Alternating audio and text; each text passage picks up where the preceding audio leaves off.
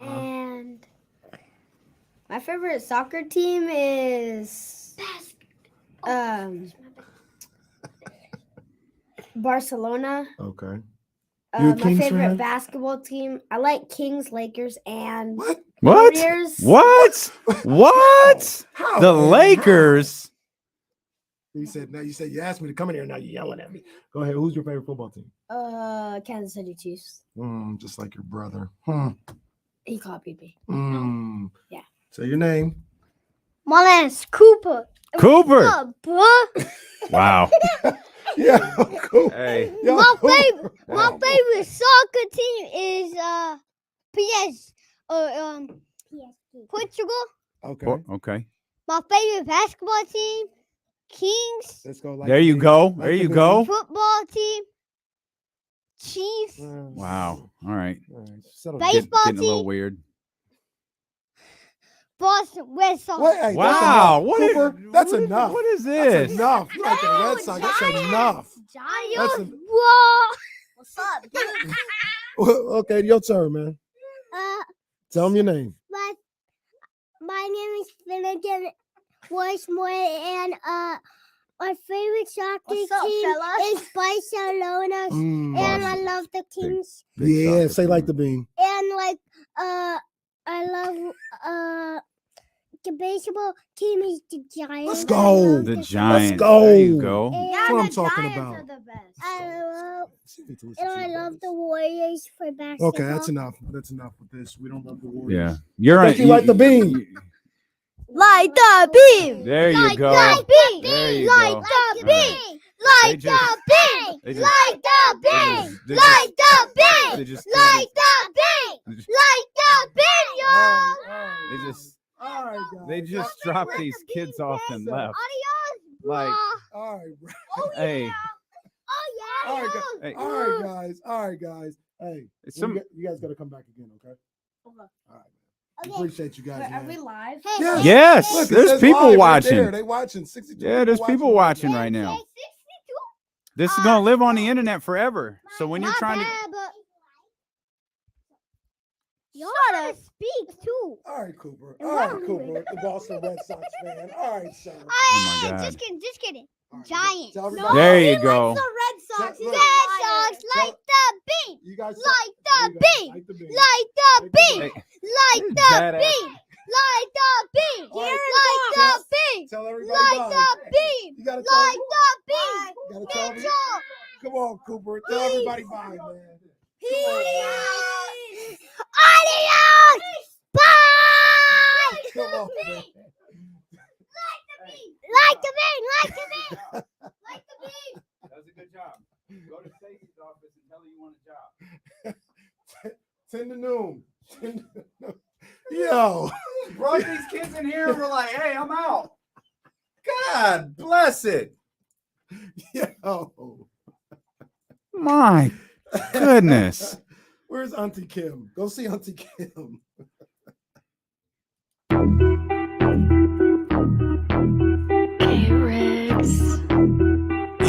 Yeah. We got them screaming D-Lo, KC, D-Lo, KC, D-Lo, KC, D-Lo. We got them screaming D-Lo, KC, D-Lo, KC, D-Lo, D-Lo. We your number one spot. We your number one spot for some sports, huh? Got the city going crazy when we work, huh? We top two, but we ain't two, we in first, huh? And when you need the real, we is who you search, huh? D-Lo, KC, D-Lo, KC, D-Lo, KC, D-Lo. We your number one spot. Come on, man. Let's go. Yeah. It's take your kid to work day here at Odyssey. Yo. We just had to let all of 1140's employees out of the studio, man, so we could do a show. They just dropped kids off in here and left. They were like, hey, these kids want to see you. And then they're like, oh, cool. Say hi. You know, we're live on the stream and everything. And then they just left. And they took over the show. They're in here chanting like the beam. If you're listening on the radio, if you're listening on the Odyssey app, go check out the live stream later today. Show say 3 wonderful boys just came in here and took over the show. Soccer fans. Yeah. Big soccer fans. But yeah, there are kids everywhere But today. Literally all over the building today. You know what though? Like It was a lot of fun, and it's a blast. It's hilarious. But those 3 little boys are what we were talking about with the importance of what happened with the Sacramento Kings this year. If this was a year ago, you think them kids would care anything about the Sacramento Kings? Well, and it's still new. Like what? We had a Warriors fan and 2 Kings fans, right? Yep. And well, they all 3 of them like the Kings, but they were all chanting like the Bean. All chanting like the Bean. Man, Monty saved the Monty McNair saved the generation of Kings fans. That's real talk. Seriously. The Cooper, I think it was, is decked out in a Warriors uniform. But when I asked him, I said, "Who's your favorite team?" He said, "The Kings." He said, "I just got this. I'm a Kings fan, like the Bean." That's what he said when I first met him. Dave Garcia and Alex both asking, Uncle Keegs, where you at? Uncle Keegs. We could use Uncle Keegs right about now. Uncle Keegan would have a field day with all of these kids here in the studio. Oh man, the kids came through, man, and they took over the mic. They were bringing the mic down to their level. They was holding it like they was rappers. They was in here like, hey, this our show. Poor Kimberly. I think it was Kimberly that brought him in here and just cut. She just needed 5 seconds. So we recorded Corners of the Culture today, and the kids were in here to start. And Kimberly brings the kids in here, and I'm like, hey, I don't think this is a day where the kids can sit in for Corners of the Culture. Like we did check it out on Thursday. Yeah. Luckily, there were, just to clarify, there were no kids in there were no kids. I want you guys to know that now. There were no kids present during the latest episode of Corners of the Culture, which focused on hip hop and police brutality and centered on the famous 1988 NWA record. So no kids were present when that album or when that episode was recorded. They were funny. It's a jarring when you don't have kids. It's a jarring experience to be around that many. It's a lot. It's just that's normal time. It's not for me because that and that's why it was like, all right, we got like 60 seconds before the show, and I opened the door. Hey, whose kids are these? He really did. It's like it's time to hey, really did. Whoever dropped these kids off, can you come get them? Poor Kim. I walk in right or whatever, and Kim's already hunched over like Jimmy Butler in the bubble finals, and she literally says like, "Oh, what's up, Kim?" She's all, "The kids are here, all tired and stuff." I walked in, it was like 10 something, and like I put some stuff, and I looked over at her. She just has this glazed look on her face, just like hey, you good, bro? Like she is carrying kids back and forth across all. And what's funny now is it's been hours that the kids have been here. You're starting to see like office doors closed. Like people are like, a poor Complex was working in Jesse's studio when I got here trying to do a meeting. And yeah, you're I'm over this. Oh man, I'm over this. I'm done. Bring your kid to work. And the crazy thing is, they actually pushed back Bring Your Kids to Work Day because there were so many kids that were still in school when they originally did it. I think like the National Day is like April or something like that. And all the kids were in school. So they were like, we'll push it back to June. Poor Reese didn't get a chance to come. He's still in school. Mm-hmm. He got another 2 weeks. Well, we'll have National Bring Your Reese to Work Day. Have Reese come in. Reese will just come on a Wednesday. Reese would come in here and be bored as hell. Like, Dad, can I go home or play a video game or literally do anything but sit here and listen to you talk? We'll talk. I do not want to listen to you and Uncle D-Lo at all. We'll talk about it on the show. But I actually had some like basketball talk with him yesterday, like GM talk. I was like, oh, that's getting to that age. I remember when Jackson got to that age. That was now Jackson, a regular general manager. Oh, he knows what moves to make, when to make them. He knows the salary cap better than I do. Well. That's good because you and I don't know the salary cap very well. We're still trying to figure it out. We appreciate you for being here with us. I'm Damien Barling. Acknowledge me. He's Kenny Caraway. Yes, sir. Acknowledge me. And to acknowledge me was Cooper. Acknowledge me. 100% the boys that just left. Absolutely 100% the boys that just left. The NBA season is over. Trysta Krick will be with us at the top of the 2 o'clock hour. No Jason Jones. Unfortunately, today he had an appointment later on in the day. So rather than him stressing over about getting home to get on the show on time, just like, hey, man, it's all good. We'll catch you We'll catch you next week. I do feel like it's worth pointing out Jason's good. Yeah. I did scour Twitter to make sure all our people were good, and you certainly hate to see people lose their jobs. It looked like a lot of reporters at The Athletic yesterday lost their jobs. Thankfully, Jason was not one of them, and thankfully, some of the people that we work with the most, they're still doing work over there at The Athletic. And if it was anybody, shout out to you. Just keep trucking, keep fighting. I was one of those people one time. I was working with The Athletic. They had layoffs, and I was one of the latest people hired, so I was one of the first people let go. So you just keep pushing, you know what I'm saying, and keep doing what you do. Keep that passion. Look what it resulted in. Yeah, we here, baby. Sidekick to the star, Davion Butler. You just up here lying to people, huh? What are you talking about? No, nobody believes that. Don't do that. Why do you lie to our audience so frequently? So frequently, you just up here telling them. How many times did we go through the concourse? D-Lot, what's up, big dog? They didn't even notice me. Oh, again, why are you lying? How many times that happened? Like maybe once. That happened. Okay, bro. Remember the guy that was like a super big Kings fan there at Game 1? So I didn't know we had a show. Oh, like, bro, I ain't saying like nobody in the world needs to know it, but if you are this diehard Kings fan and you shut out the money to get to Game 1, no, KC. It's like we could meet 1,000 of the 17,000 people at the arena, and they'll say, "Yo, I love your show. Listen to you."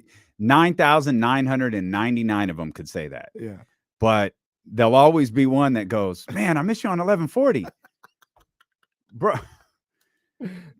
You, okay, like it's cool. Like you don't have to. Like you could just scroll the dial up a little bit right there for you, bro. But it's all good, man. Kenny, I missed the Athletic podcast. Right, throne room breakdown. Indeed.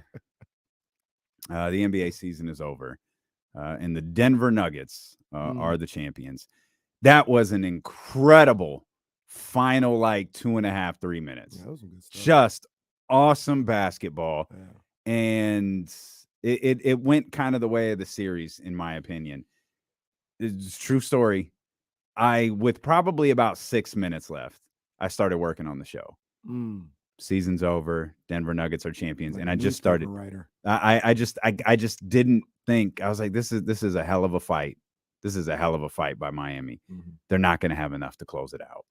Then you had that awful the Jimmy Butler foul where it's like, oh God, if Miami wins this, that's all anyone's going to talk about. Wild. If Miami wins this game, this is going to be the sole focus of conversation.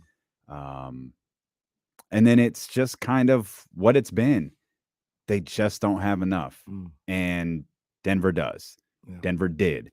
And there's, I think, no question they were the best team in the league this year. Certainly one of the best teams in the league this year, and worthy of this NBA championship. A lot of talk about their future as well, which we'll get into throughout the day. But a crowning moment for Nikola Jokic, for Michael Malone.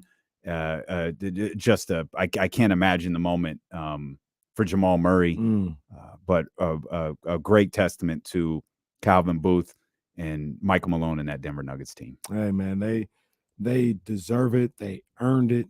They had a phenomenal playoff run, going 16-4. Yeah. Man, that was one loss at home. One loss at home. You could really make the argument they should have lost 2 games. The Timberwolves game, I mean, that's kind of tough to say because Timberwolves were up big and let Denver come back, so you can make the argument the other way around. But I no disrespect, but game 2, I mean, it should have been a sweep. Game 2, the Denver let off the gas. Miami was alert enough to take advantage of it and end up winning that game. But Denver looked like the best team in the playoffs all year long. It took not all year, but all playoff season long.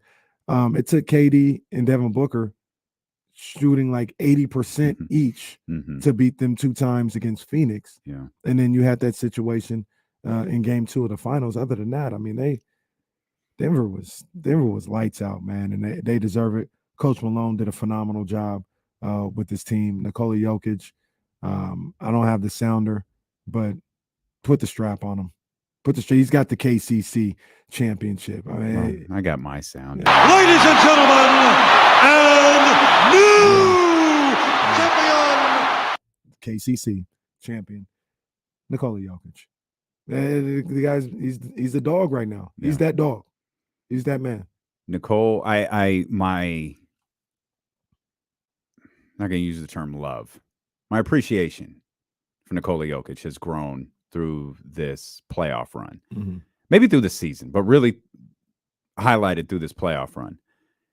And never has an athlete said a more relatable line than Nikola Jokic said to me last night when he said, "The job is over. I can go home." Now, I legit popped when he said that. I was like, that's my guy.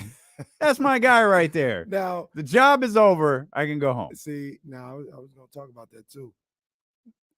I like him because he's a basketball player. I like him because of he just go get the job done. I can appreciate that.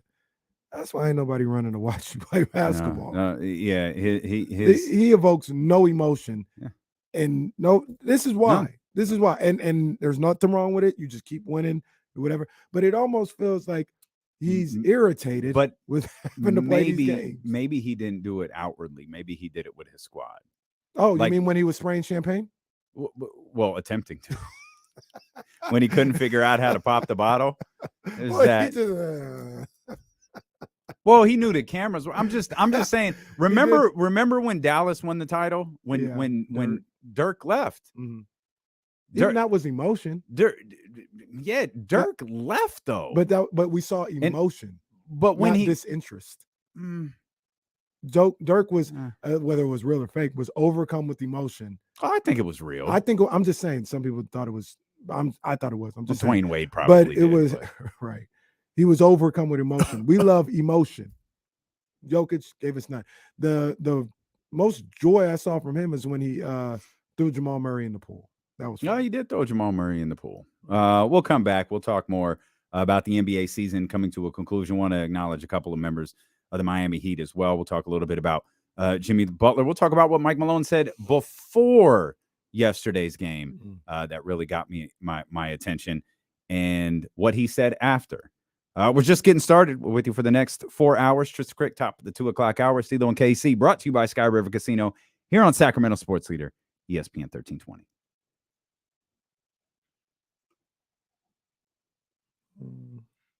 Can you do me a favor? Can you send me those new produced rejoiners when you have time? Okay. Perfect. Thank you. I want to mess around with them a little bit. I want the produced ones, though. So I'll mess around with those a little bit. Oh, yeah. Jesse bolted out of here so quick.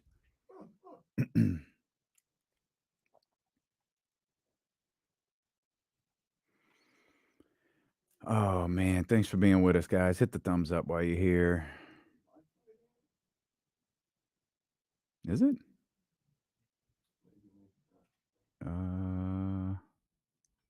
I think we're okay.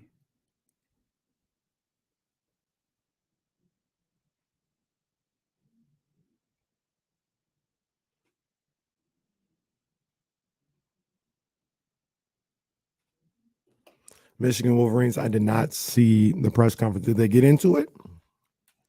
Did it turn up?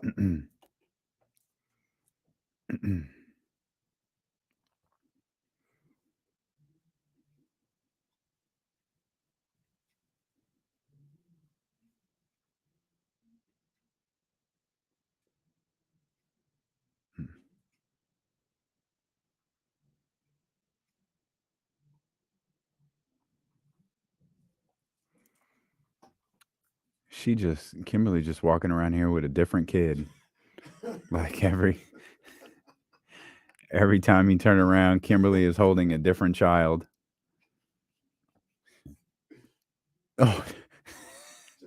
She's Auntie Kim. Bro, at this point, just put a movie on for the kids for like the next 3 hours. For real.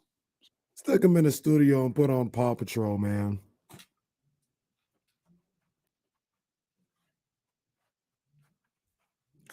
Almost needed Tommy John after yesterday. I was throwing the Reese. I saw that. You were throwing a little some heat yesterday. Yeah, you was throwing with intention. That's the thing, man. I throw that heat. You're not gonna see nobody throwing it harder than me. You got up to it a few times. I only do that with the tennis balls. I don't do that with the baseballs. Might get a little wild.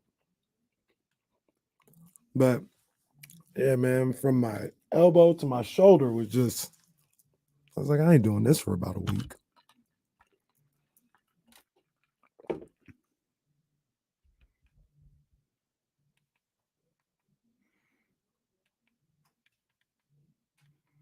What is playing so damn loud? Yeah. Someone's emceeing like some game they're about to play. So they're on the mic. I was hoping they threw on Bubble Guppies. Man, I hope this didn't sign me out. There we go. Come on, baby.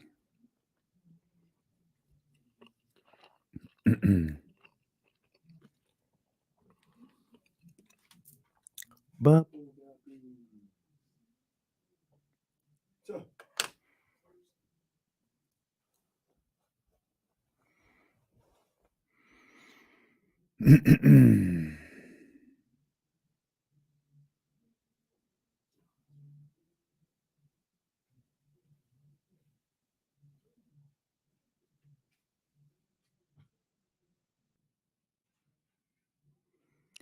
you a bad girl and your friend's bad too.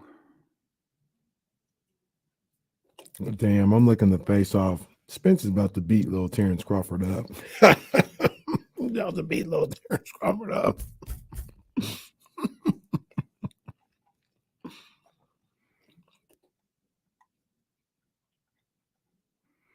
Did you listen to your boy Bill Simmons?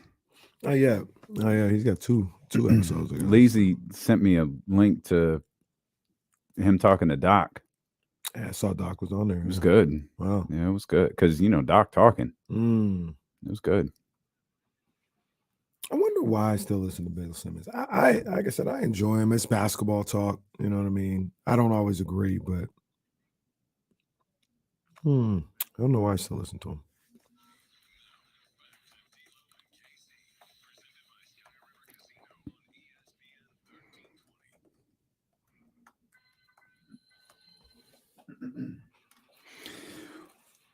While the central focus, and rightfully so, today is on the Denver Nuggets. Nikola Jokic, Michael Malone, that team winning the NBA championship last night. Do want to show a couple of members of the Miami Heat some love, namely Bam Adebayo. I thought Bam Adebayo was under an incredible amount of scrutiny headed into this series simply because who the matchup was going to be against, and there was no way he was going to be able to go stat for stat, point for point, rebound for rebound with Nikola Jokic. This is just completely unrealistic. But I thought he had a really, really good series. I thought he played one of the best stretches of basketball he's played perhaps since his time in the NBA. Maybe that's a bit, bit of hyperbole right there. But I thought this stretch of basketball that he played in the playoffs, and I thought this stretch of basketball that he played against Denver was really good. No, he played really well in this series. Early in the game, he did everything he could to make sure this game saw a game 6. He was doing a great job out there. I like Bam. Like Bam a lot, man. I was glad to see him bounce back after a rough Eastern Conference Finals. Yeah, he had a really, really good first half. He had a great first quarter. The second half, I felt like the entire game got a little different, and it reminded me a lot of Game 7 in 2016, where the Cavs and Warriors, they just got tight. Like the gravity of the moment. I think everyone felt the gravity. The LeBron, Kyrie, Steph, Clay, everybody felt the moment in that Game 7. There were times where I think both teams, obviously the Denver was under a different kind of pressure. I think, playing, and I do think there is a certain level of pressure, despite the fact that, like, if you lose, you're not going home, or, your season isn't over. In fact, just the opposite, you're going back on the road. But I do think there is a pretty great amount of pressure to winning at home. and knowing you've got that crowd there waiting for an opportunity to experience something that they've never ever experienced before.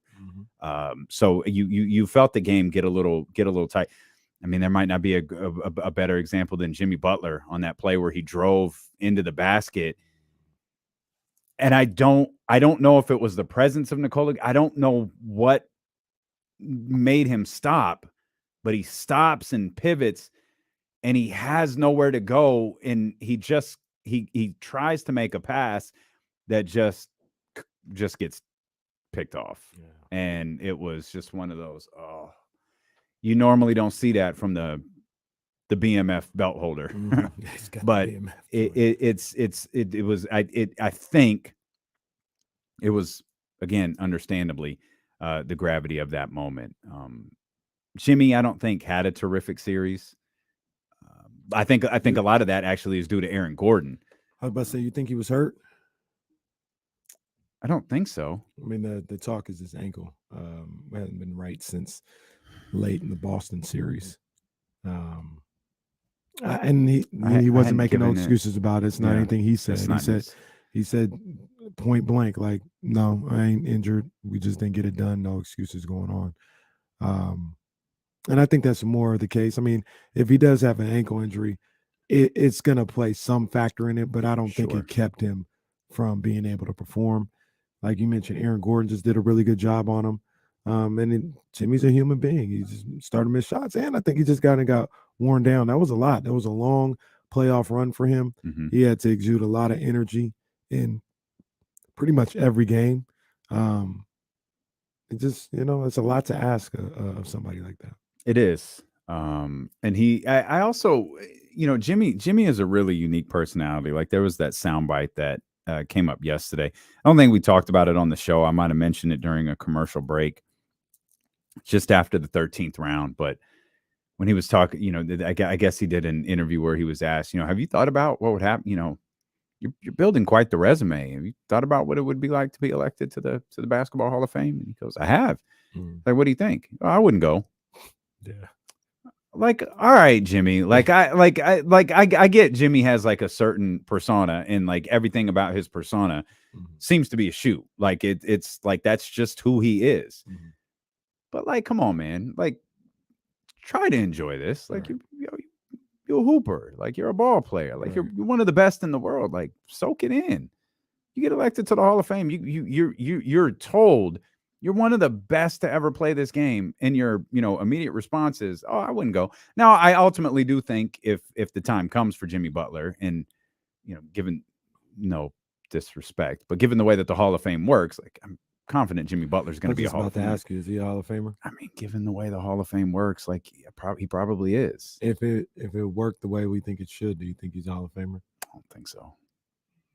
I don't think Jimmy Butler is the best of the best. I think he's very, very good. I think he's borderline. I think he's right on the cusp, if not right on the cusp either way. Like either just got in or he's just out. And fair or not, winning an NBA championship, just because and that's the kind of difficulty in this. Like winning an NBA championship would have been like just a crazy like Jimmy Butler story. Mm-hmm. This was a team that was 4 minutes away from being eliminated in the play-in, and then they go on to be. It's you said it. You've said it beautifully in the past. He's one of those guys where you probably have to be there. Mm-hmm. Like when you look back at his numbers, you'll have to explain. You might have to explain to somebody why Jimmy Butler was so special. Mm-hmm. And people love using the term dog. Jimmy is the like epitome of that. Mm-hmm. And I think sometimes like that's the Hall of Fame, like it's a little too much. It's like Jimmy, have fun. Like, what I mean? It's not like, I get it. You're focused. Like I get that. Mm-hmm. Have fun with this. Yeah. But again, ultimately I do think that's something he'll change his mind on. Cause I do think he'll get that nod. I think he'll definitely, and I think he'll be thrilled about it. Yeah. And I think he'll definitely attend. To flip it the other way. Such a weird thing to say to me, though. But go ahead. No, I was just gonna say to flip it the other way, so our sports people understand. Jimmy Butler is the genuine of the NBA, as opposed to saying genuine's the Jimmy Butler of R&B. Jimmy's the genuine of the NBA. Got to explain it. They had to be there to understand. It's very fair. Yeah. It's very fair. Jimmy's essentials list is deep. It is. I think Jimmy does get in like you said, the way the Hall of Fame is put together. I do think he'll go there. Yeah, and I think he's worthy of it. Even if it was the same way it should have been. 2 NBA Finals appearances, 3 or 4 Eastern Conference Finals appearances. I know it's 3 for sure. He made one with Chicago, didn't he? Did they make the conference finals? Didn't they? I can't remember if he was on that team that lost to Miami. I can't remember. I think he was. He might have been a rookie. But part of me feels like he came. I feel like he afterwards. was, but I could absolutely be wrong. Because I think that was Derrick Rose, Kirk Heinrich, Taj Gibson, Joakim Noah. I think Luol Deng was still on there. He might have been a rookie on there. He might have been. Well, keep talking. I got to find it now. StatMuse says he's only been there 3 times. 3 times. Okay. So he wasn't on that Chicago team. Wow. Yeah, I feel like maybe he was drafted the following year. But I think he's there. Aldrin. He got Minnesota to break their playoff drought. That's worth the conference finals, especially considering what they've done or not done. Considering what they did before and what they did after. Cooper's back. Yeah, Cooper. Now Uncle Charlie, Uncle Charlie. We might have to move the banner for the day. Uncle Charlie's giving Cooper a talking to. Cooper really wants to come into the studio, and Uncle Charlie's like, no, you can't do it, buddy. You can't do it. You can't. You got to see this. You just got kid. Look at poor Uncle Charlie's having a tough day. Bring your kids to work day it's a tough day for everybody at Odyssey. We gotta open up that window just in case Cooper comes back. Cooper was like, no, I could see him. He's motioning to Charlie. I want to go inside. And Charlie's like, no, you can't go inside. You can't go in there. And he's pointing, no, I want to go see Uncle Kenny. We'll have someone standing at the door like a bouncer today. Yeah. Yeah, Charlie gonna have to stand out there like Solo, just with his arms folded. There will be a kid barging into the studio at some point today. You gotta believe it. I'm quite certain. I wonder if I would have to explain to Cooper why Jimmy Butler is that dude. Well, see, you probably would. Given Cooper, I think, is missing some teeth, so he probably hasn't gotten to the stage where he understands Jimmy Butler yet. Right. I think you have to have all your adult teeth. I would say Cooper's probably 6. 6-time NBA All-Star, All-NBA second team, 4-time All-NBA third team, 5-time All-Defensive second team, NBA Most Improved Player in 2015, and NBA steals leader in 2021. Yeah, I think so. I was just about to say, and this doesn't disparage either one of them, but Alden Dre was talking about if Mitch Richmond is a Hall of Famer, Jimmy Butler is one too. And I think that's fair. I think that's fair because I do think, once again, with how the Hall of Fame is set up, I do think if Mitch is a Hall of Famer and Jimmy has had that type of career, I think Mitch probably averaged 4 or 5 more points per game for his career. I still don't think Jimmy has cracked 20 points per game for his career, has he? He's still 18, 19 points. I don't think he has, no. Yeah. So there's that. But then you got the defensive component, a two-way player, the two-way player that he was, and the leader that he was, and then the winning that he did. You know, the winning from his teams goes directly back to him, in my opinion. He sets the tone. He's the Mekhi Phifer in High School High character. You know, they look at him, they follow him. Jimmy's career is 18.2. The last 3 years have all been 20 plus. The year before that was 19.9. He's had a number of 20 points per game seasons. It's just the first 3 years of his career really pull his average down, where he averaged 2.6, 8.6, and 13.1. I'll do a quick check here. If you take those 3 seasons out, if you take those first 3 seasons out, Jimmy Butler is averaging 21.3 points per game in his career. Again, if you eliminate those first 3 seasons, he's averaging 21.3. That's not how averages work. Just pointing out 2.6, 8.6, 13.1. Those are his first 3 seasons. And then he explodes to 20, 20.9, 23.9, 22.9, 21.3. And Jimmy's what, 33? Jimmy Butler is maybe a little older than that. He's a 4-year guy. Try it again. Jimmy Butler is 33. 33. I'm going to get music for this. It's my number 1 goal. Jimmy Butler next year owed $45 million. The year after that, he's owed 48. 2025, 2026, Jimmy Butler is owed $52.4 million. At the end of the 2025-2026 season, Jimmy Butler will have played 15 years in the NBA. I think it goes without saying, I'll say it anyways, 15 years, the final year of this deal with Miami will be the most money he makes in a single season.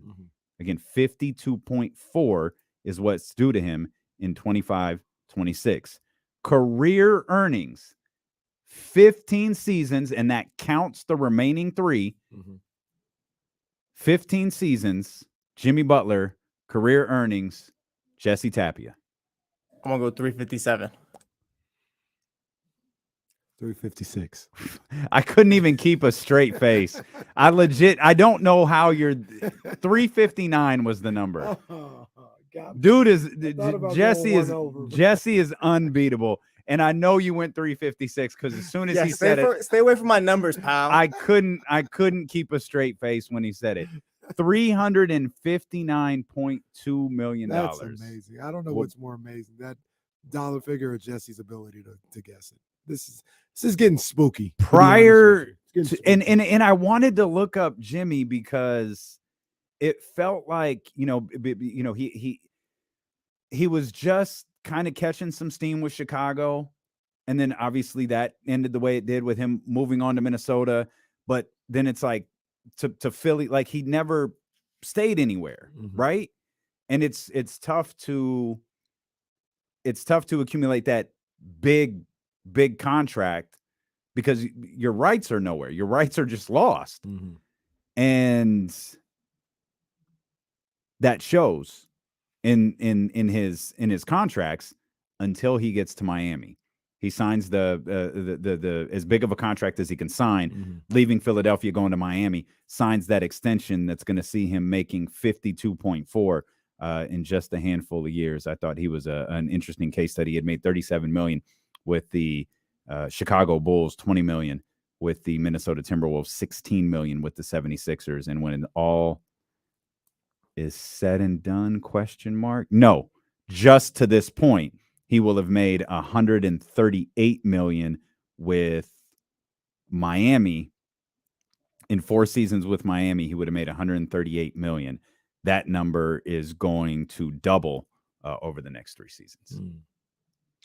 Well, he's unique. He is. He's unique. He's in a league full of one-of-ones. Jimmy is a one-of-one. Yeah. There aren't a lot of players. I can't think of another player in the entire league like Jimmy Butler. Yeah. Nah, I love watching him play. I love his game. I love what he brings to the table. And it's not always pretty, what he does. And sometimes it's just rough and grimy. Yeah. But I love the tenacity that he brings every time he's out there, man. So a hell of a season for him. Hell of a playoff run, an all-time playoff run from him. And we'll see what he has in store next year. Did what I say? Can you hold that thought? Yeah. Let's get Leezy. Leezy ain't ducking the smoke today. Yeah. 916-909-1320. What's up, Leezy? No, D-Lo, KC, what's good, guys? No. Sounds like no. SAL. Sad ass Leezy. Hey, in the words of New Edition, can you stay in the rain? Guys, I was just calling in, man. I ain't ducking no smoke. Hats off to the Nuggets.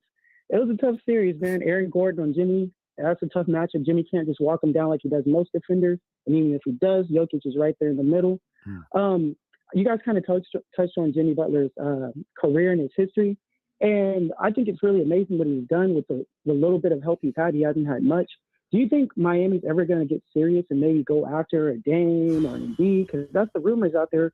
And I know Jimmy's not a big superstar, but look what he's done with just a bunch of undrafted guys. What could he do with like a real superstar beside him, you know? We saw a preview with Embiid in Philly, but I don't know, man.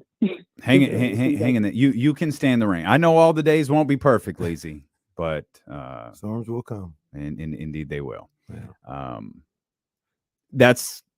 That was, I think, Sham's report this morning. I didn't even see that. Yeah, they're allegedly they're star hunting.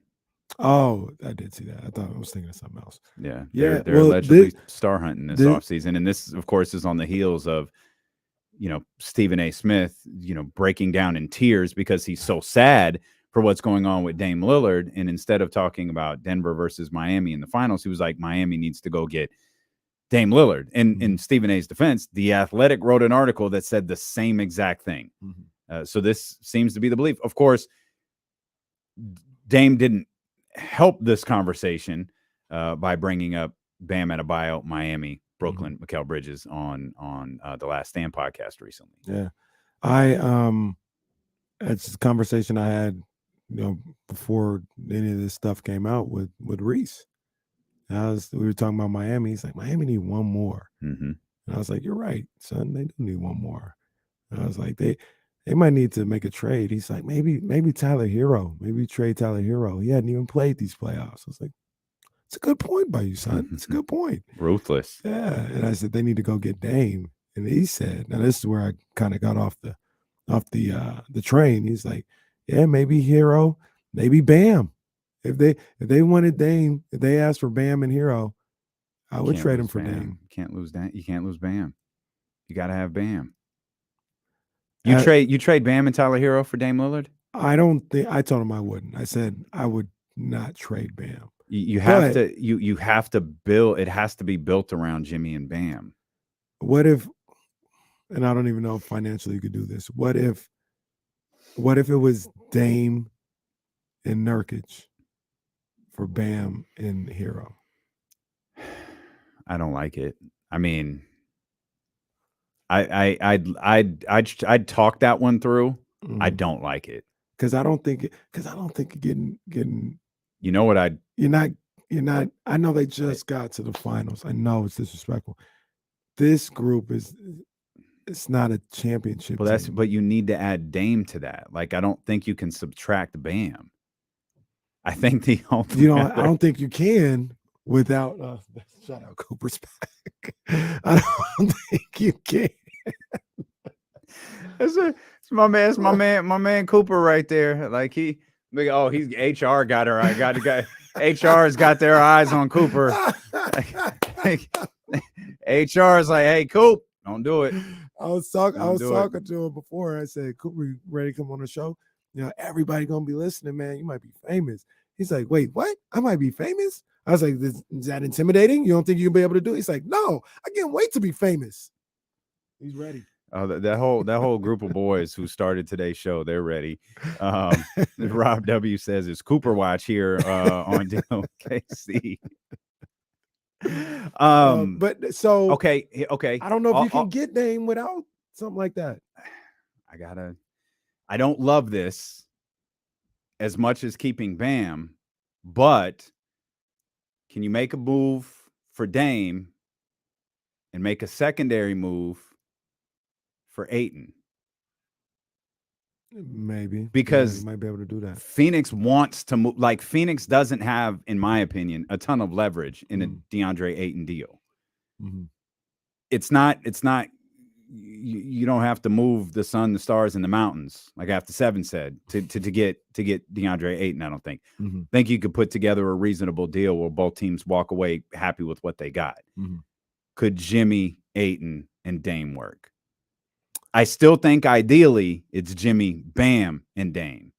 But if there's no way to land Dame without Bam. In fact, wait a minute. Bam you can't do that. Well, what did Dame Lillard say in the podcast? He wants to play with Bam. Yeah, well, I don't think he said that. No, he said Bam is his guy. Yeah. He said Bam is my guy. You can't do it. Bam's out. I don't think Bam's I out. don't think you got enough. Then you don't do it. You can't do it. Then you're around the same team. Then you go about Kyrie. That was another report today. They tried to go get Kyrie before he was traded to Dallas. That'd be a good look. And we say Kyrie too because we feel like you're going to lose Gabe Vincent. Somebody's going to pay Gabe Vincent. Yeah, somebody's definitely going to pay Gabe Vincent. So it feels like you're going to lose him. But in that case, though, if you got the money to spend on Kyrie, you should use that money to probably keep Gabe Vincent. What about Filthy McNasty says, what about Fred VanVleet? That could happen too. That could happen too. That's some money. I mean, he opted out of 20. Yeah, he's gonna get probably 25. He's gonna get some money. Yeah, probably gonna get 25 a year. So I don't know. I think Miami, they've got all their draft picks finally. You know, they can trade draft picks. And Tyler Hero is the big chip. And I only say that because I think Tyler Hero's really good. Like I think he can play, but he's still on a manageable contract. Still young. And I think somebody could look at him as a foundation piece as being like your second best player or something like that. I like Tyler Hero, man. And there's a big part of me that would say, don't even move Tyler Hero. That's the guy. Mm-hmm. That's the guy that you work with. He's a little inconsistent. You know, you're not exactly sure what you're getting from him all the time, but I think he's got the game to be a secondary piece next to Jimmy. We'll come back. We'll get to the phone lines. Mitch is waiting. Oh, always look forward to hearing from Mitch. 916-909-1320. If you want to get in on the phone lines, we'll continue our discussion about what this offseason may look like. I do want to make sure we give Denver a proper amount of love too, which I promise we will. And we'll talk Kings basketball as well, as Bleacher Report identified every team's weaknesses on their roster, and we'll let you know what they had to say about Sacramento. That's coming up as Dillon and KC, brought to you by Sky River Casino continues. Get in on the action. Sky River Casino is the place to play with over 2,100 of the newest slot machines and over 80 table games. Sky's the limit if you're 21 and over at Sky River Casino here on Sacramento Sports Leader, ESPN 1320. Yeah, why not?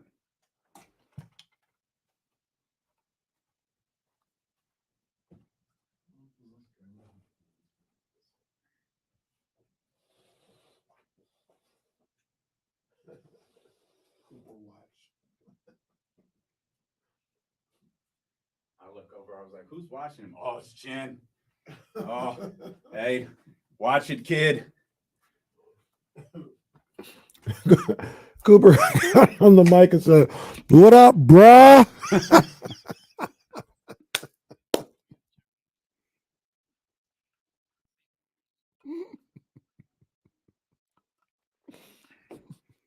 Sure, I wish we had video of Charlie. That was funny. Everybody who didn't bring a kid is regretting not calling in sick today. It just keeps becoming more and more and more. They got quiet though now. I think they ate. That's what I think it is. I think they ate. Nap time.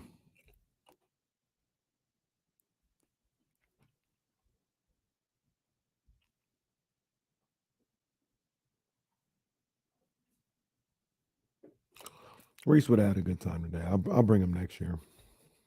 Well, hell, Ryan will probably be around next year.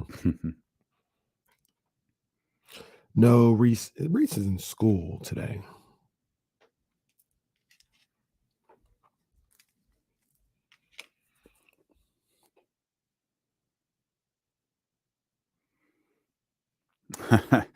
Yeah, Sprout would have had a blast here. Sprout definitely would have had a blast. Kids and pizza, she would have been happy. Did you see the clip? Did you see? Did you see the clip of Kendrick Perkins asking Molly if she had an attitude? No. Molly was like, you're not answering the question. You're dancing around. And Perk goes, I am answering the question. It was about Jamal Murray and Nikola Jokic. And she kind of sighed, Perk, you're dancing. And Perk's just like, you got an attitude this morning? What's the problem? I'm answering your question. I laughed. What's wrong with Richard Jefferson? That reminds me. I gotta read this. I didn't want it to be mean, but it really exemplifies everything that we've ever discussed. And I'll just read this to the live stream. I won't read this on the air. Power rankings on ESPN. They have the Kings as 11th. Okay. Right above, right below that has the Kings record, 48-34 last year. Mm-hmm. Here's what the write-up was. Over 50 wins? Check. Coach of the year? Check. Clutch player of the year? Check. Mm-hmm. First playoff appearance in 16 years in a 7-game series against the defending champion Warriors, no less? Check.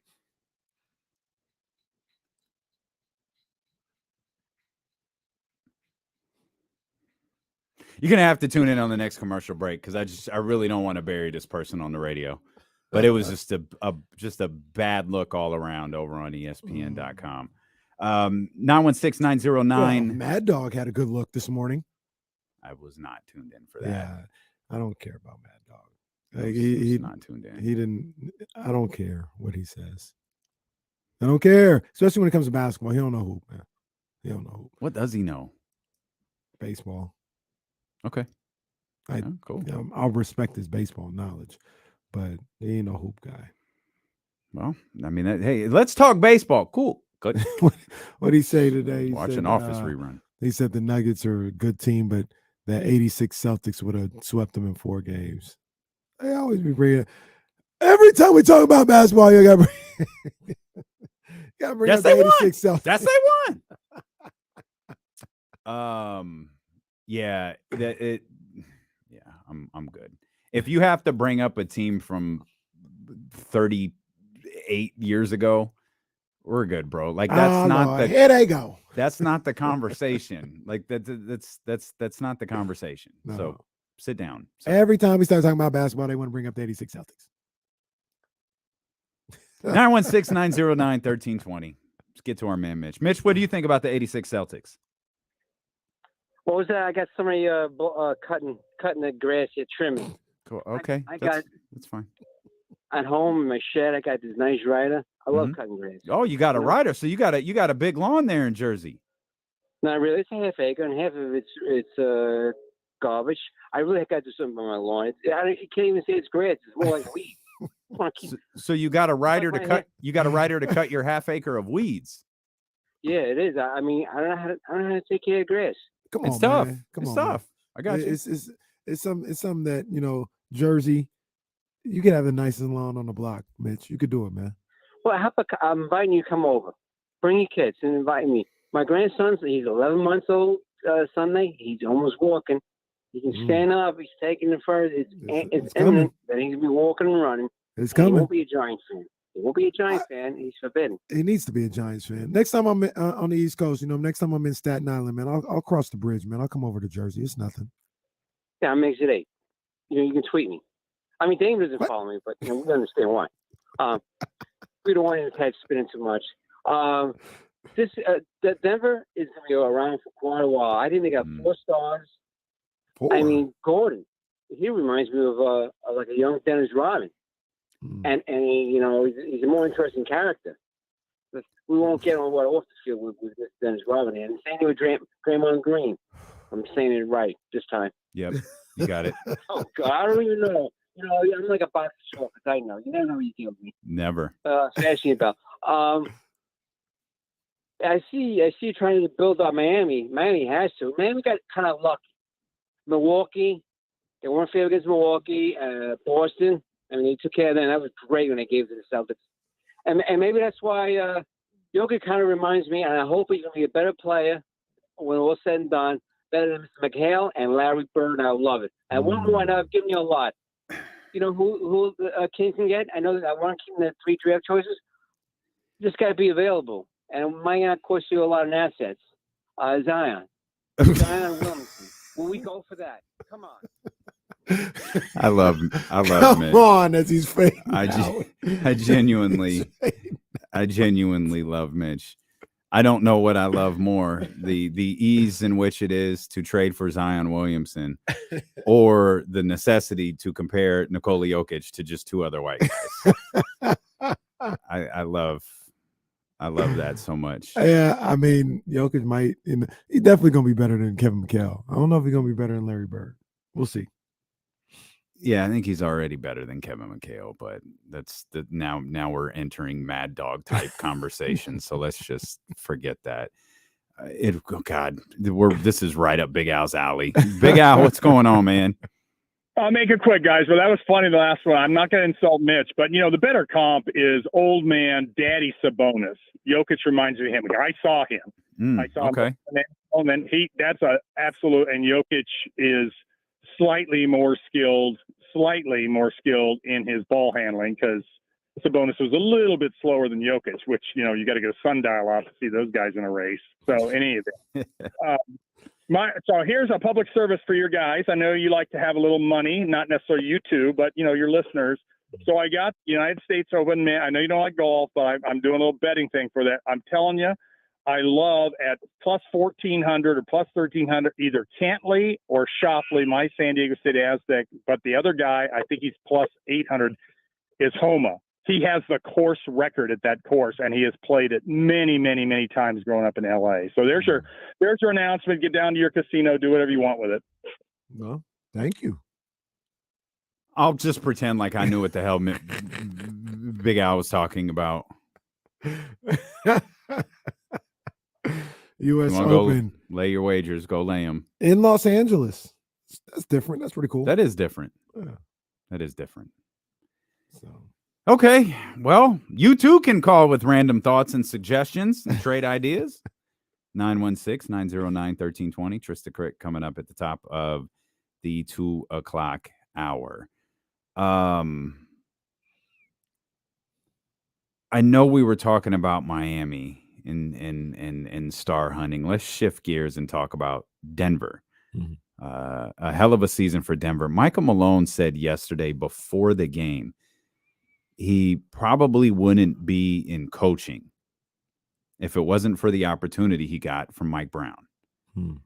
And I thought that was fantastic because we've just gone through this situation with Jordy Fernandez. And though, Bobby Jackson didn't necessarily work on Mike Brown's staff, the two obviously worked together with the Stockton and Sacramento program, and Bobby was around quite a bit. And now we see him off to Philadelphia. And then you look at some of the different assistants that Mike Brown has had. Talk about Michael Malone, that Jordy Fernandez was with Michael Malone. Like there's a lot of Mike is I just walked away with that. Like here we are, Michael Malone on the verge of winning an NBA championship for the first time. Mm-hmm. And he's, showing love to, the people who helped him get to this point. Mm-hmm. And,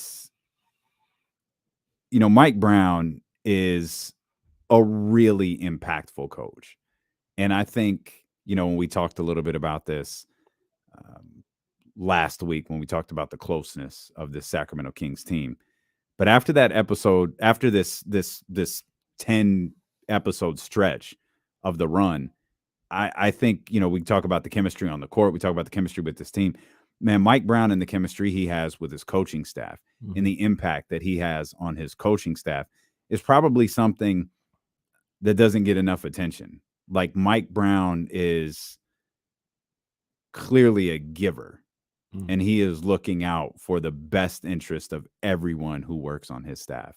And for Michael Malone in that moment last night to take time to show love to Mike Brown, I thought was awesome on multiple fronts. Yeah, I agree, man. Mike Brown seems like a leader. He seems like a point guard, so to speak. And when I think of his point guard, it's somebody that's always galvanizing his teammates.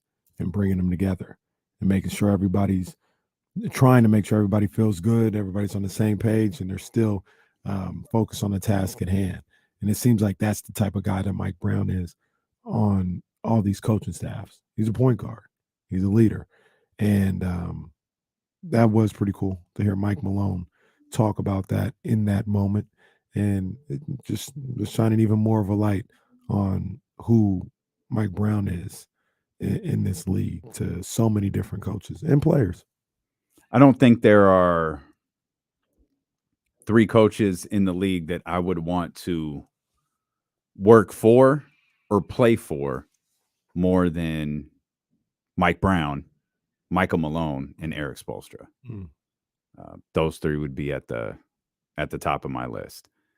And I love the story of longevity. I didn't realize Eric Spoelstra and Michael Malone can't be that far behind, especially in the climate today. I didn't realize Eric Spoelstra is one of the longest tenured coaches ever.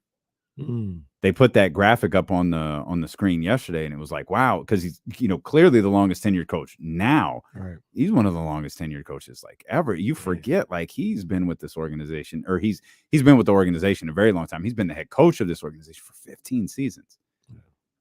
That's amazing.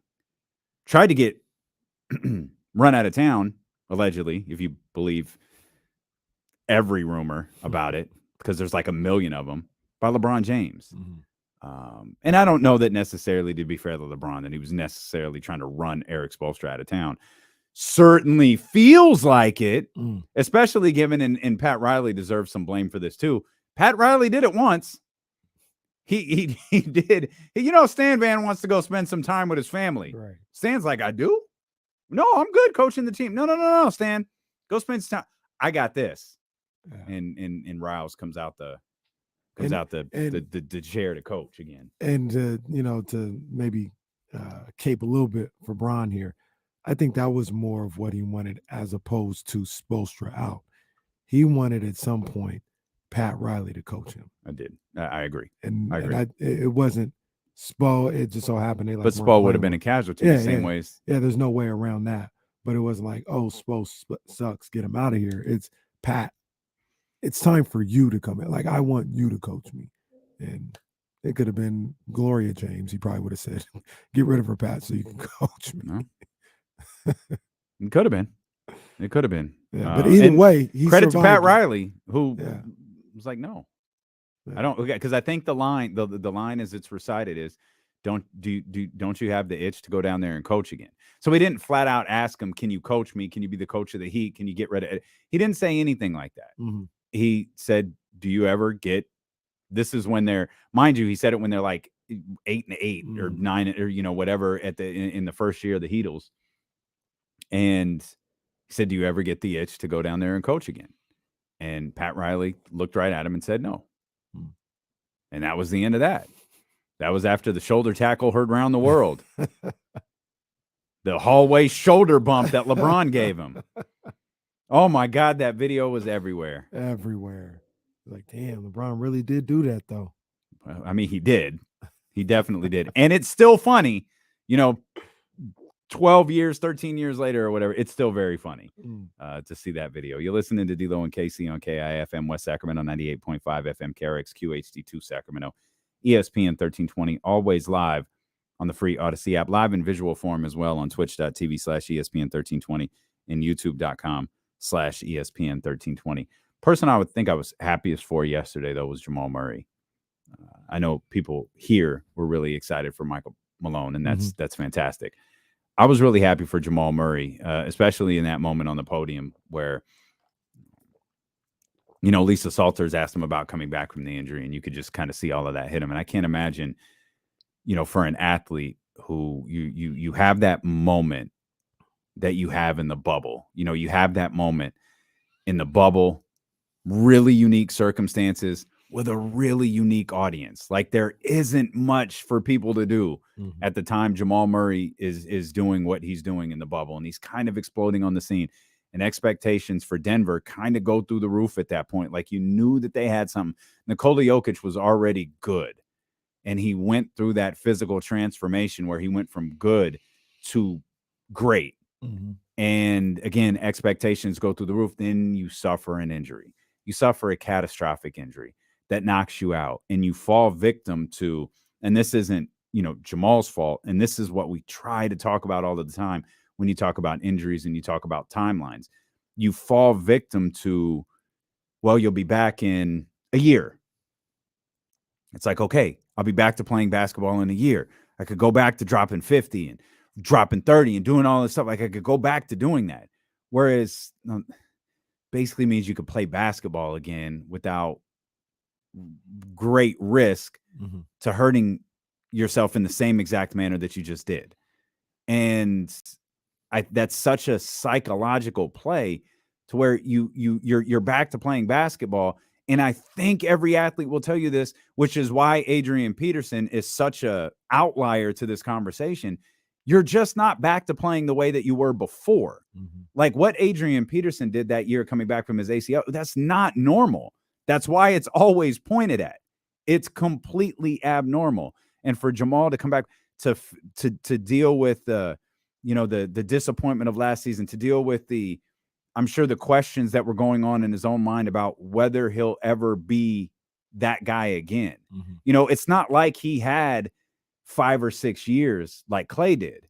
He had like one, and it was a weird one at that. Like it was a one with an asterisk next to it that everyone will look at. Oh yeah, that was that bubble year. That was wild.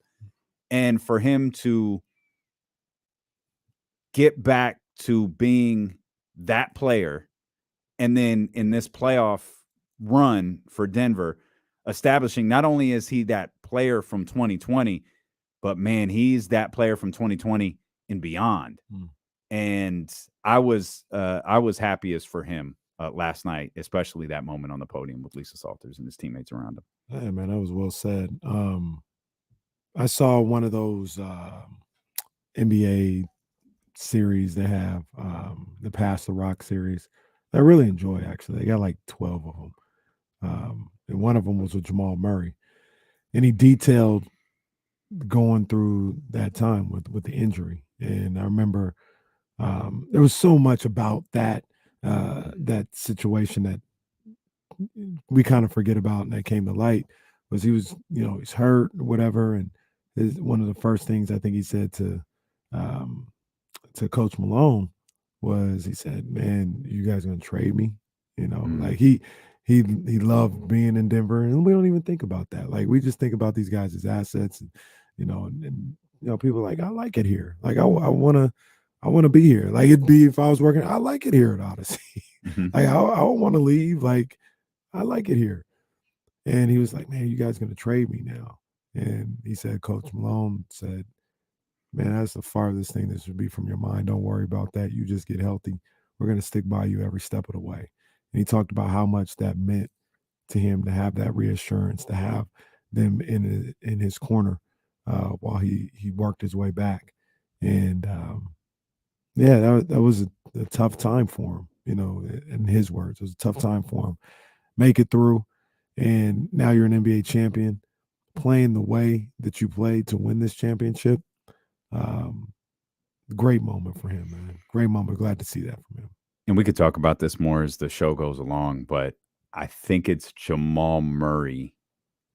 I think Jamal Murray is the reason that so many people, from Jamal Murray to Michael Malone to all of the talk shows this morning, were talking about the potential long-term success of Denver, the potential dynasty effect that Denver might have. That's not a knock on Nikola Jokic. Nikola Jokic is on like the 3rd year or 4th year of an incredible run, and it hasn't gotten them to this point. Jamal Murray, I think, is the reason that they're at this point. This is an incredible team. This is an incredible Denver Nuggets team. But when you talk about tandems across the league, Jokic and Murray might be at the very top. And if they're not at the very, very top, they're in the conversation with the top 2 or 3. Yeah. And I, like, off the top of my head, I can't think of one that's better than these two. And I think it's the this is the Jamal Murray we expected to see in the 2021 season. this is the guy we've been waiting, almost 3 years for. Now they're off and running. Yep. And we could talk more about that. Let's get to TC 916-909-1320. TC, what's up, brother? Yo, what's up with my two brothers? We good, man. What's up with your TC? Man, just vibing in. I got a little points on LeBron James and Jamal Murray. First of LeBron James.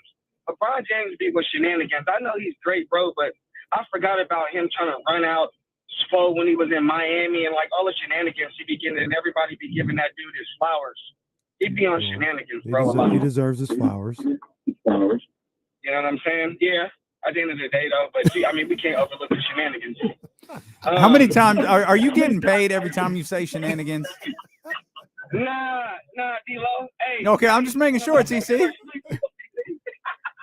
Hey, and then Jamal Murray. I thought about both of y'all last night when they were interviewing Jamal Murray after when he was up there and he started crying, bro, and got emotional when he couldn't talk.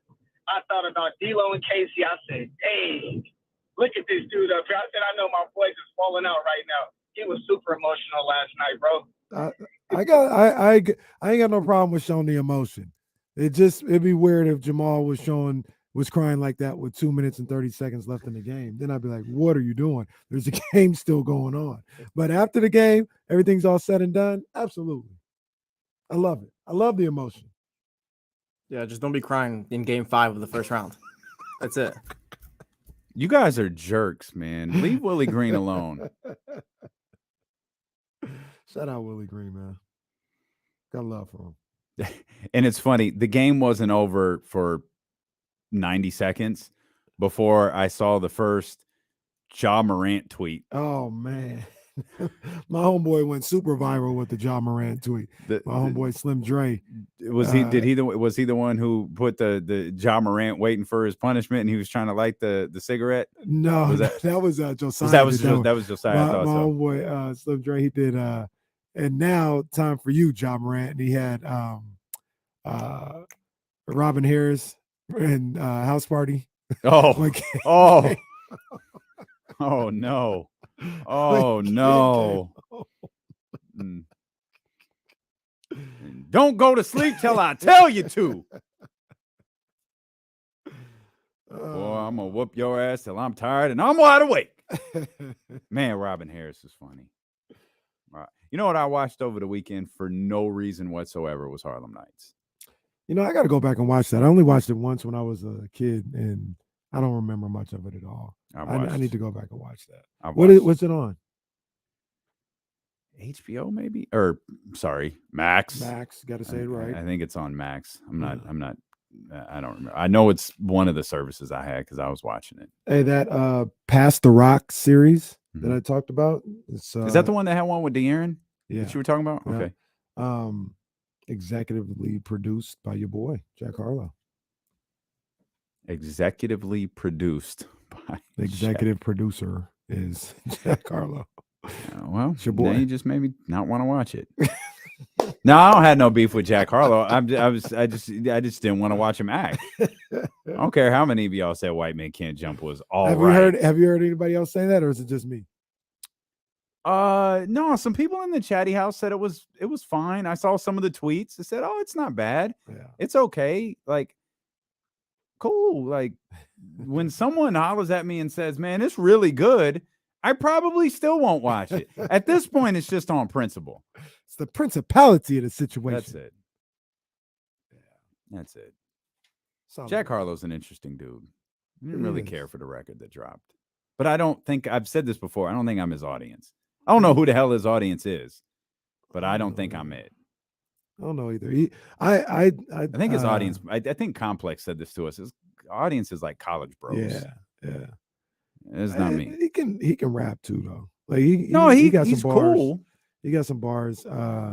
He's different than when he first came out. I mean, I remember What's Poppin' came out. I was like, it's that hit hard. And unfortunately for him, and he made it through, but unfortunately for him, it came out during the pandemic. That would have been in every club for a whole summer. I think there's more to talk about with this NBA Finals. I think there's more to talk about with Denver, because every conversation we have about the Sacramento Kings next season, it's can they be in the same conversation with the Denver Nuggets? Can they be, at the top of the league? Or conversely, what will it take to be in the conversation with the Denver Nuggets? And I do kind of feel like we're still in that category of what will it take. And we have opinions on forwards and centers and bench guys and this guy's, man. I gotta, the prevailing theme, as highlighted on television last night. I thought Mike Breen in his 100th NBA Finals game, did a great job of making this not necessarily a focal point, but kind of a thread throughout that game with the different graphics that the team had produced and in the different things that him and Mark and Jeff would mention during the broadcast is the kind of the virtue of patience within organization. It's stuff we've talked about, right? It was an easy storyline coming in with Michael Malone and Eric Spoelstra being the head coaches of this team. But you just talked about the Jamal Murray episode of Pass the Rock that you watch and how Jamal asked, like, are you guys going to trade me?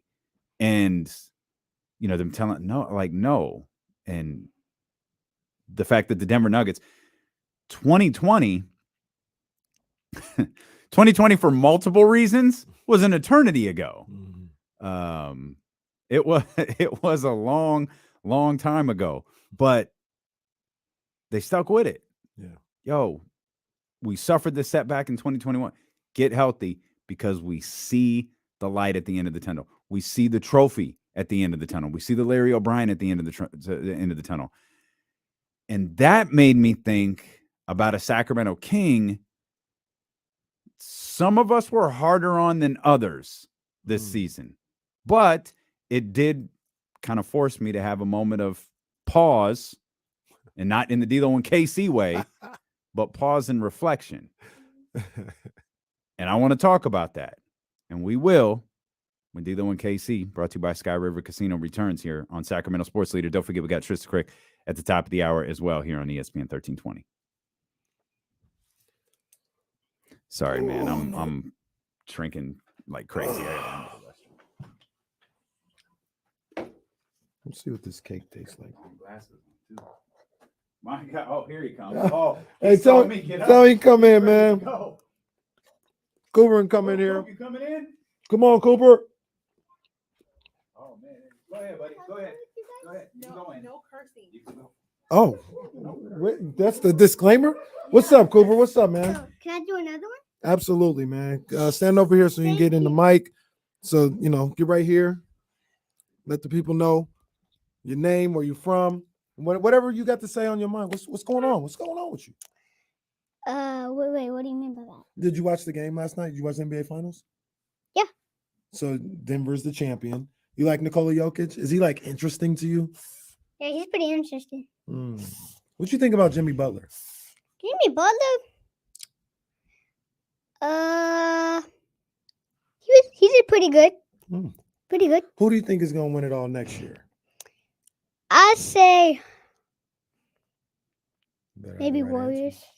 Goodbye. Well, no, Kings. No, My bad. I forgot. Lift up your sweatshirt. Oh, don't. Lift it up. He's already He's a proclaimed Warriors that he loves the fan. Kings. He wants to light the beam, right? Light the beam. He rocks with the Kings. Yeah, all rock right. with the So don't Kings. worry about what he has on under his. That's why he has a sweatshirt. He's like, you know what? I don't even like this. Let me throw That's the sweatshirt why on. I have my jersey signed. That's why. Do you see any signatures on this? I don't think so. I don't think so. Cooper, who's your favorite King? I'm gonna say Mitchell. Davion. I think Davion too. We've been talking about Davion since I met you. What you think about Fox, Monk? Fox. Oof, Fox is He's just a true beast. He's a beast. Let me see. What else? So, what do you think about Sabonis? A lot of people talk about they need to trade Sabonis. What do you think about that? I say don't trade Sabonis. I Sabonis agree. is actually doing pretty good. I agree. He's doing pretty good. I agree. You know what you're talking about, Cooper. You know what you got anything up? Football season's coming up. Obviously, you like the Chiefs. Tell them how you started with it as a Chiefs fan. How I started, I saw them, and then you like Tyreek Hill. That's what you told me. Yeah. I saw them, and then I was like, "Ooh, they good." I saw other teams, and then I was like, They pretty good, but I still like the Chiefs. Then then in my mind, I came up with You like the Niners? yeah, they're my second. Okay, that's what's up, man. That's all right. Cooper's my guy. Cooper, tell the people, see you later. Tell them where they can find you. See you later. Can they find you anywhere? Do you have an Instagram? How old are you, Cooper? Okay, calm down, Auntie Kimberly. Well, soon enough they'll find your IG. You're gonna have a job here soon, like in about 10 I'll years. make a YouTube channel. About 20. There you years. go. Make a YouTube channel. We'll get everyone watching to subscribe to it. Yeah. All right. We got you. Cooper and Sack. You're the man. By the end of the year, I'm gonna see if I can get 20 million subscribers. Wow. Do your thing, man. You can do it. I can. I know. It's just gonna take some work, though. You got it, It's gonna man. take work. You got it. All right, let's go. But I'll take that work. I'll do it. I know you about that. You about that work. Let's go, big dog. That's my boy. Hey, we gotta get you some Davion Mitchell. See you later. See you later. Peace. Tell them peace. Peace. No, you could buy those subscribers. Like, buy those 20 million. Cooper's Two. hilarious. 2 people watching the show, but 20 million subscribers. Where they at though? Where your subscriber? I was never good at math. I know that's not right. Wild, man. It's wild.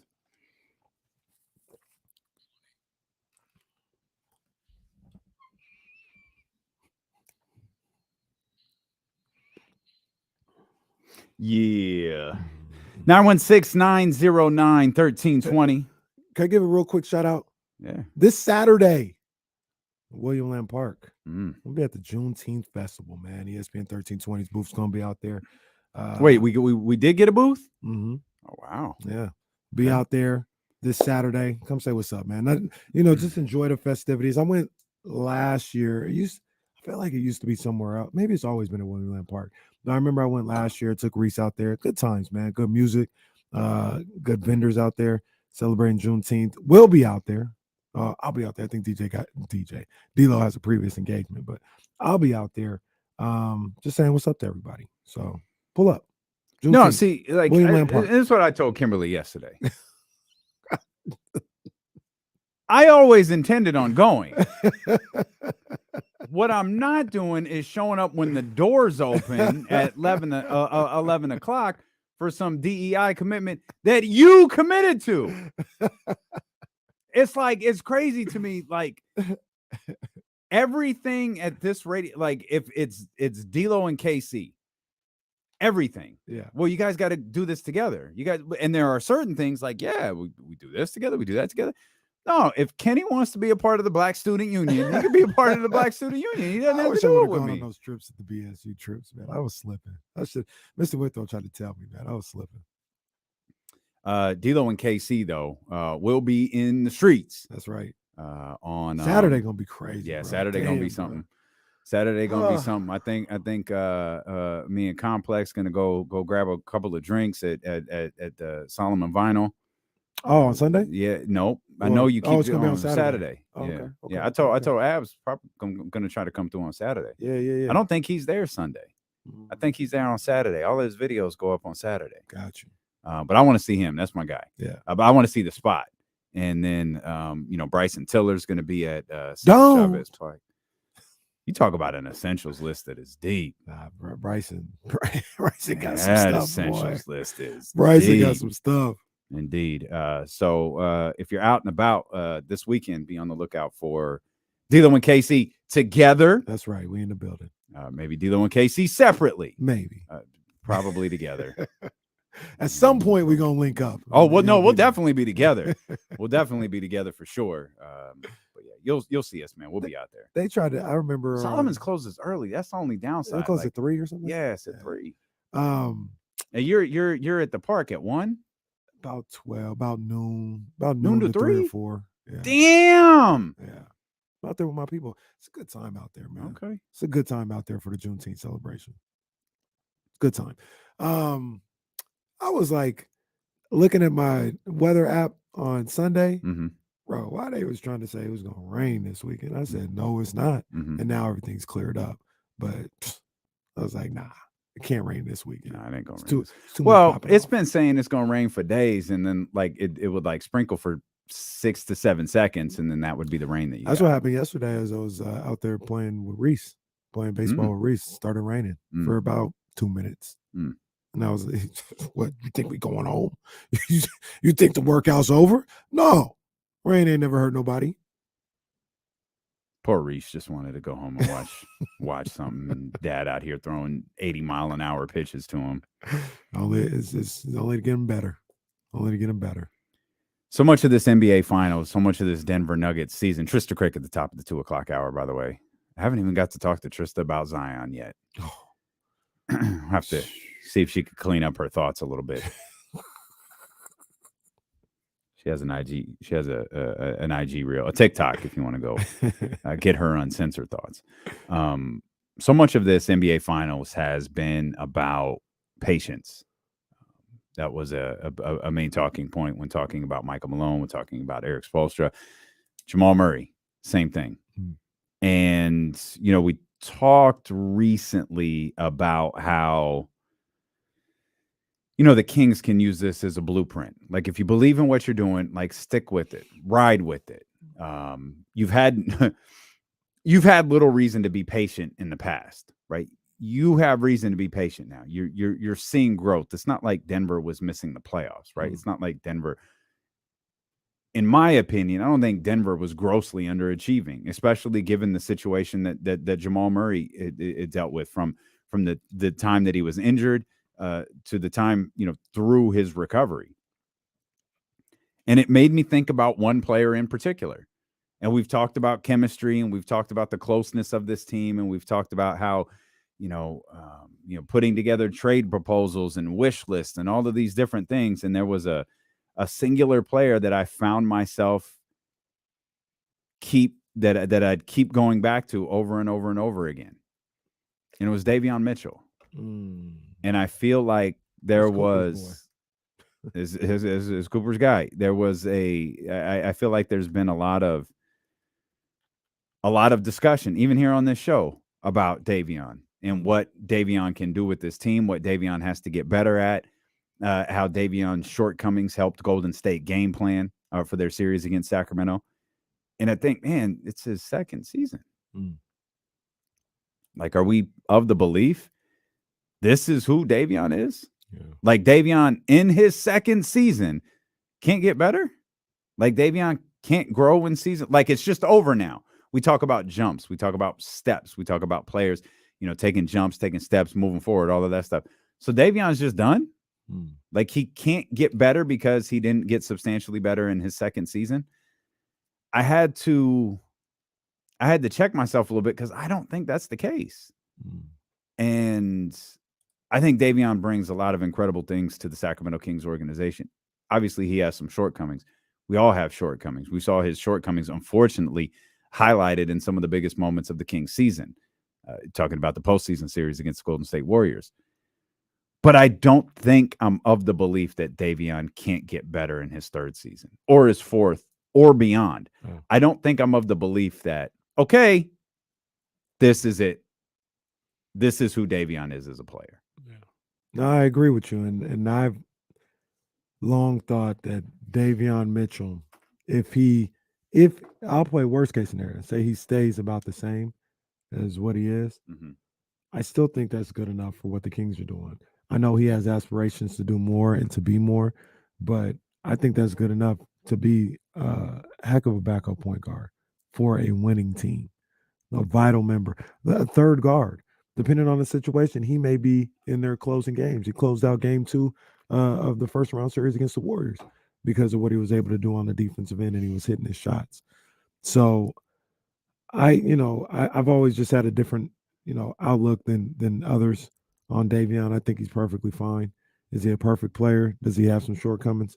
Sure, but I think the Kings are perfectly fine with him being in the rotation, being where he's at. And if he improves to the point where he becomes a better ball player and kind of gives them like I always used to say when I was coaching high school kids, make the coach's job hard. Work hard, be that good of a ball player where they're like, man, I don't know how I keep this guy off the floor. I know I got 2 or 3 guys ahead of him on the depth chart, but I got to have him out there. Make the coach's job hard. He could get to that point with what he's able to bring to the table. But if nothing happened, if he stayed where he was at right now, I think he's a heck of a backup point guard for this team that should be here for years to come. 45, 32, and 80 were his percentages last year. Career, I'll round up a little bit here. 49, excuse me, career 49, 43, 32, and 70. That's one of the things we talked about earlier in the season when he was kind of getting a lot of backlash. All his numbers were up. All his percentages and his numbers were up. The only thing that was down was his minutes, which made his points per game and those down. But as far as shooting percentages, they were all up this year. As far as I can remember, at least at the time when I looked, they were all up. Yeah, they are up marginally. His field goal percentage, just year over year, taking career out of it, just year over year, is up from 41 to 45. 3-point percentage was up from 31.6 to 32 flat. Free throw, I think, was the huge jump. He went from like 60 to 8 to 70, mid-70s, I think. Close. It was 65 to 80. To 80. And to 80. That's all you could ask for, right? The points per game went from 11.5 to 5.6. You talked about the minutes. The minutes went from 27.7 to 18.1. So the year he's averaging 27 minutes and 11 points per game is a year that the team is winning 30 games. He averages 18 minutes, 5.6 points per game. The team's winning 48. And there, I think there's a center, there's a middle ground there between the 11.6 and the 5.6. There's probably even a middle ground between the 27 and the 18. A lot of the 18, I think, has to do with Malik. The fact that Malik played a lot of time as the playmaker, as the kind of point guard at times of that second unit. I also think the rotation was always kind of weird. Yeah, the De'Aaron, I always thought that was a little odd. I felt like he spent a lot of the time trying to find his role, trying to find his place on this team, which was something we talked a lot about last offseason. Yeah, what would his role be? He was just trying to figure it out. And I think as the season went along, he started to get more of a groove and have better understanding of what his role was on this team. But it took a while. It took a while for him to get to that point. And I think after a year under Coach Brown, the year understanding what it is your role is going to be, I think he's just going to continue to get better with that. But I like Davion on this team. I don't have any issue whatsoever with his play. None. I think he's perfect for what this team needs. In my eyes, coming off the bench, and in certain situations, yeah, he'll finish the games for you. But if all he does next year is what he did this past year, I think that's still good enough. And I, like you, think he's going to be better. I believe he's going to be better. He's going to improve his game. He has to shoot a higher percentage, doesn't he? I don't, because if he doesn't, okay, so let me ask you this then. If he doesn't, and you're out there with the likes of, say, Malik and, Herter or Keegan or who, whatever other shooter you want to use, does sagging off him become a trend? Probably so. It probably does, but you find ways around that. You look to attack a little bit more. Like if he didn't get any, would I want him to shoot a higher percentage? Absolutely. Especially as a guard, you're gonna have wide open looks. Absolutely, I'd want him to. But if he doesn't, he still has a place on this team because of what he does on the defensive end. Still has a place on this team. He's the best defender on the team. And some would say that's an indictment on the team. I would say even if you got one or two better defenders, he's still one of your top defenders. He's going to be your top defender on any team that you have. one of your top perimeter defenders. And if you have better defenders around him, that's probably going to even make him that much more lethal. Remember that game, that clip they had of I think it was the Jazz game on the road, and he guarded all 5 guys on the court. I do. Yeah. Wasn't that on a single possession? Yeah. That he was just nuts. rotating all around the place, Yep.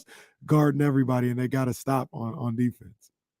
Like, that's the type of defender he is. That's pretty incredible. Yeah. That's legit pretty incredible. Let's go back to the phones. 916-909-1320. Let's get our man Ross in here. Coach, always good to hear from you. What's up, man? What up, fellas? Glad to see a couple of tenured coaches in the playoffs making that deep run. That's what we're going to have Mike Brown another 10 years doing. So looking forward to that.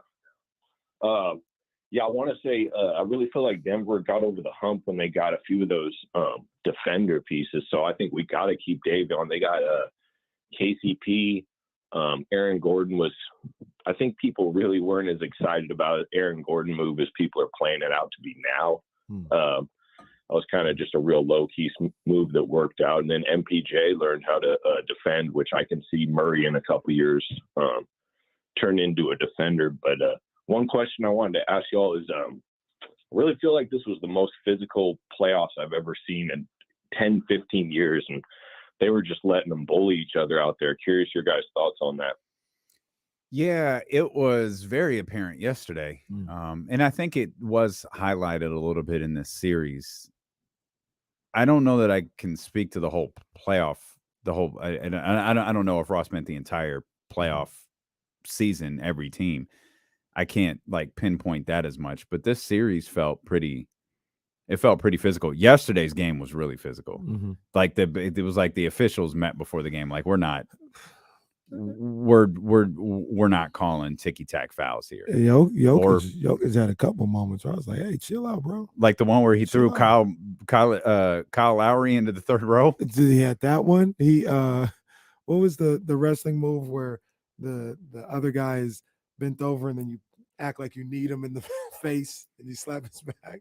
He did that to Bam one time. He threw a vicious elbow to Bam one time. Yeah. That, it was like a play on situation. Yeah. But it was physical. Physical. There's letting it go, then there's really letting it go. And they let him go last night. But you talk about the whole playoffs. I mean, we saw that in round one here. That Kings-Warriors series was very physical until the Warriors and their fans started to complain about it. They started to cry about the physicality of that series. After losing twice. After they lost let's also be clear. They started crying about it. Let's also be clear. It wasn't just the Warriors fans that were crying about it. JJ Redick went on national television and said the officials are officiating in a way to help Sacramento win. Right. Help Sacramento win. You're a legacy franchise who the NBA is working against. That's crazy. They also, it wasn't just the fans. It wasn't JJ Redick. It was the Golden State Warriors themselves. Mm-hmm. Sabonis out here using the ball as a weapon. Oh, they're concerned. They're concerned that Sabonis is using the ball as a weapon. Weird how they went up 3-2. All of those concerns just seem to go away. They go up 3-2, and there was no conversation about Sabonis using the ball as a weapon. Yeah, man. So we saw from the start these playoffs were physical. I think the game in general is a physical game nowadays. I mean, that's what they say about the playoffs. Maybe normally we're not paying attention to it as much at this time of year. Aaron Fox talked about it. He did. Yeah, he talked about 7. the day after. Yeah. He said, man, it's a lot more physical. They let you get away with different things. And it was a good experience. So I think he even said, we'll know that for next year. Right. we'll know that moving forward. Though I'd argue, when they probably let a lot ride against them. I don't think they would have gotten away with some of the same things that the Warriors did against them until that game 7, where I do think they kind of just, like we saw yesterday. Yeah. You just let it go. Yeah. Which is weird to me. If it's a rule in game 1, it should be a rule in game 7. Let them play. Let the players decide. I understand what you're saying. Do that in game 1 too. Then to do that in every game. Like, what's the point in officiating a certain way during the regular season, and then officiating a different way in the postseason? Like, players play a certain way for 82 games, and they know what they get whistled for, and they know what they don't get whistled for. And of course, it changes on a night-to-night basis. depending on the officiating crew. But it shouldn't change on a night-to-night basis, depending on like what time of year it is. You've got to officiate consistently, in my opinion. And if you want it to be like the playoffs, like that's cool, but let it be like the playoffs during the regular season. One of my guesses, I don't even think they're thinking about it this much, right? But maybe they feel like if they officiated in the playoffs like they do in the regular season, if they officiated in the regular season like they do in the playoffs, people really wouldn't make it through the season because it's so physical. And you get these little bumps and bruises. Well, back in my day, I mean, every game was physical. You see those Knicks of the 90s? Ugh. If I ever sound like that, just take me out back. Just take me out back and end it. No, we're not just, doing if I ever start talking like that, just end it. Oh man. But maybe that's the case. Like if they didn't regulate the games a little differently in the regular season, people probably be beat up for 82. When it's a short sprint, you can let them play a little more physical. When it's a marathon, you gotta be like, nah, man, we can't be doing that tonight. But it wasn't a short sprint for Denver. I mean, short, relatively speaking. You know what I'm saying? Like Denver played 20 games compared to 82 games. That's what I mean by it. It still lasted for like 2 months, but playoffs started April 15th? Oh. I don't know. The Kings Warriors series felt like it was a month. The whole thing was almost a month for us. Like for the way we had to talk, the buildup was a week. Then the series was like 2 weeks. Yeah. It's 3 weeks. Man, it's crazy. Hey, shout out to my guy Ryan Royster. He just he hit me up. He was like, yo, they're working on extending Solomon's hours. Oh, let's go. They're gonna be open till midnight during the summer. Let's go. Does it start Saturday? I don't know. Okay. He'll let me know soon, man. Shout out to Ryan. Yeah. Appreciate you, bro. You're doing amazing work in this city. Yeah. Absolutely amazing work. This all started with Davion, though. This whole conversation started with Davion. You brought up defense, though. Mm-hmm. And we mentioned and we'll spend some more time on this. Trysta Krick's going to join us in about 20 minutes. But Bleacher Report identified every team's weaknesses headed into this offseason. And they mentioned that the Sacramento Kings really need a starting caliber forward. And one of the names they brought up, again, you spoke about defense, talking about Davion Mitchell, was Dillon Brooks. And I know Brendan brought up Dillon Brooks last week. You guys are both all in on this. I mean, all in is relative. Like, I wouldn't like break the bank to bring in Dillon Brooks, but if the price was right, I'd have no problem with bringing in Dillon Brooks. I said that from the day Memphis's season ended, when Memphis kind of, whoever decided to do this, you know, with the under no circumstances are we bringing him back, like settle down. That came out. I'd have no problem with Dillon Brooks being here. I don't like. I have no like interest. I don't care about Dillon Brooks. I think his behavior is a little bit goofy. That tweet was completely out of pocket. I agree with both things. Like you acted like that man rock bottom somebody off the top of Hell in a Cell. Right. Like, oh, we don't want him back here. Right. You got your star player waving guns on Instagram, and you're worried about Dillon Brooks. Come on, man. This is misplaced anger. Yeah, this is 100% they used him as a misplaced scapegoat, anger. like for the whole thing. They did. Like, even with the whole what happened in the Lakers series because he was talking or whatever. The whole team got busted up. Like it wasn't just Dillon Brooks. Like I thought it was trash that Dillon Brooks wouldn't talk and all this other stuff. That was trash. But like the whole team was getting their ass beat. Also, Devin Booker didn't either. Point that out. Devin Booker didn't talk either. So I wouldn't have no problem with Dillon Brooks coming here. I also look at a potential Dillon Brooks signing, and maybe this is, you know, not paying attention to the situation, but I feel like he's somebody that you could sign to come off your bench. You know, you could potentially sign no matter what the future of Harrison Barnes is. If Harrison isn't here, maybe you start him. But I was even thinking you sign Harrison and sign Dillon Brooks, potentially. Yeah, the contract that Dillon will be seeking and or offered will be interesting. His shooting percentages aren't the best, which I'll ask you, are you signing Dillon Brooks if you're Sacramento with the willingness of sacrificing a little bit of offense to potentially greatly improve you on the defensive end? I think that's the thought behind it. But you're normally against that. Yeah, but once again, I'm also looking at Dillon Brooks as a bench guy, right? I'm not looking at him as your starting small forward. That's not how I would bring, or he's a shooting guard, but whatever. You know, I'm not looking at him in that fashion. So you can have him and Davion coming off the bench with Malik Monk and see if you can make that work. If you had to bring him into the starting rotation, I don't like that aspect of it at all. I don't want to take away from the offense that drastically, but this is what one of these guys look like. You know, everybody's always talking. People are having these mock drafts and all this other stuff. They getting a bunch of these guys in here that don't have no offensive game, and they're great lengthy defenders. That's what Dillon Brooks is. You know what I mean? And if I can understand, maybe you're worried about the character concerns or something like that, but that's all these guys that you guys won at 24. They're not great. They're not going to be great offensive players, the majority of them.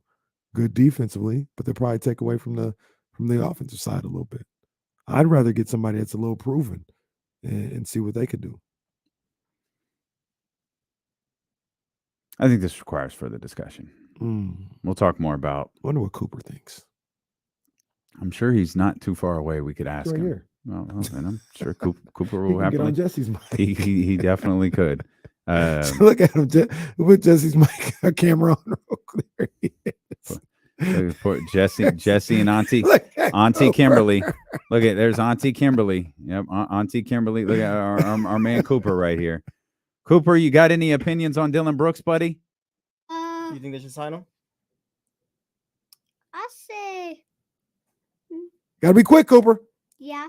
Okay, Well, Cooper says it. There it is. Cooper says it, so it shall pass. The Kings need to sign Dillon Brooks. He's having more fun than any other kid here on Bring Your Kid to Work Day. He's having almost as much fun as Kimberly is having. We'll come back. Trysta Krick joins us at the top of the 2:00 hour. Plus, the very early odds for next year are out. Where does Sacramento sit? I always love these things. We'll talk about that when Dillon and Casey, brought to you by Sky River Casino, returns here on Sacramento Sports Leader, ESPN 1320. Uncle Jesse. Uncle Jesse. Uncle Jesse. Uncle Jesse. Jesse, did you watch Full House? Like the Nick at Night reruns and stuff, yeah. So, Coop. What up, baby? Coop. Where are your brothers? You're my brother. You're my brother too. My man. It's my man's. Miss P was in the chat asking about our people over 95.7, saying today that the Kings should get rid of Sabonis if they want to win a championship. I know who that came from. Now look, man. They don't like Sabonis over there. It's just what it is. They're entitled to their opinion. Okay, y'all go ahead and get rid of Draymond Green. If you want That's to win what a I'm saying. championship. Man, I don't get it. I don't get it. Drew down. I don't get it, man. Why y'all sacrificing the entire franchise for this dude, Draymond? I don't get it. But they don't like Sabonis, man. They don't believe in him, so. Well, It luckily, happens, man. they don't have to. Mind your business. That's all. Just mind your business. It happens, man. I do think the Kings can be a championship team with Domantas Sabonis. I thought the way he played in the playoffs was an anomaly. It was the exception, not the rule. And he'll get better from that.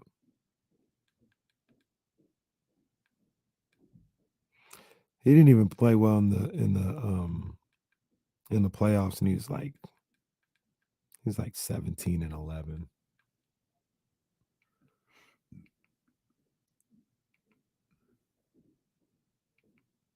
As bad as he was too, like they still went 7 games. It's not like it killed him.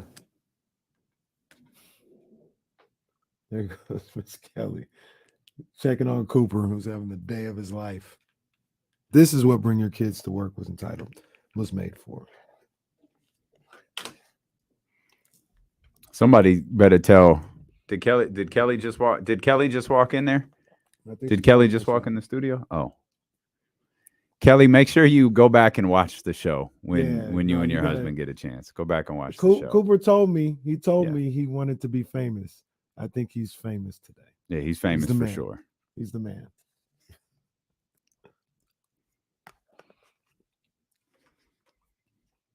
Kelly got 3 boys. That house is rough. Kelly, you guys done? Just taking a picture now.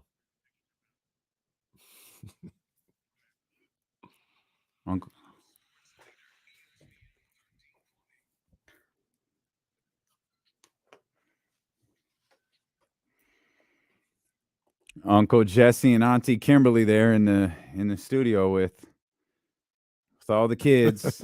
Bring Your Kids to Work Day here at ESPN 1320. Trysta Krick's going to join us. Not always child appropriate at the top of the 2 o'clock hour. Odds for next season are out. Oh, yeah. Nuggets lead the way. Followed closely. Let me guess. Boston. Milwaukee. This is where it gets interesting. The Lakers. This definitely proves you don't look at the show that I put together every day. But no, it's cool. It's actually it's listed right there. The Nuggets, the Celtics, I have the it right Bucks. here. I try not to look at it. And what I just said. No, look at it right now. It's not the Lakers. Though the Lakers are. It's probably the Suns. The Lakers are. It is the Suns. By the way, it is the Suns. And they're all relatively close. I think the Nuggets and the Celtics were very close. I think it was like plus 500, plus 550. I think were the two. I don't remember what the Bucks and the Suns were. The Kings, they are 9th. Are they ahead of Dallas? No, of course they're not. The Kings are 9th, but there's 12 teams ahead of them. The 12 teams, in addition to the 4 we already named, the Mavericks are ahead of them. Come on, man. The Warriors are ahead of them. That makes a little more sense. The Lakers are ahead of them. The Cavs are ahead of them. And the Miami Heat are ahead of them. That's all fair, except for the Mavericks. It's all fair. That's fine. Miami's a head scratcher. How do you project what Miami is next year? You just go off of history. And that's if we went off of the eye test or what I think they're capable of, I wouldn't have them being any type of conference championship or championship contender. But the history says they're probably going to be at least around there when the dust settles. They're going to have an opportunity. Part of me sneaky surprised that they don't have like San Antonio at the top of this. They or near the top.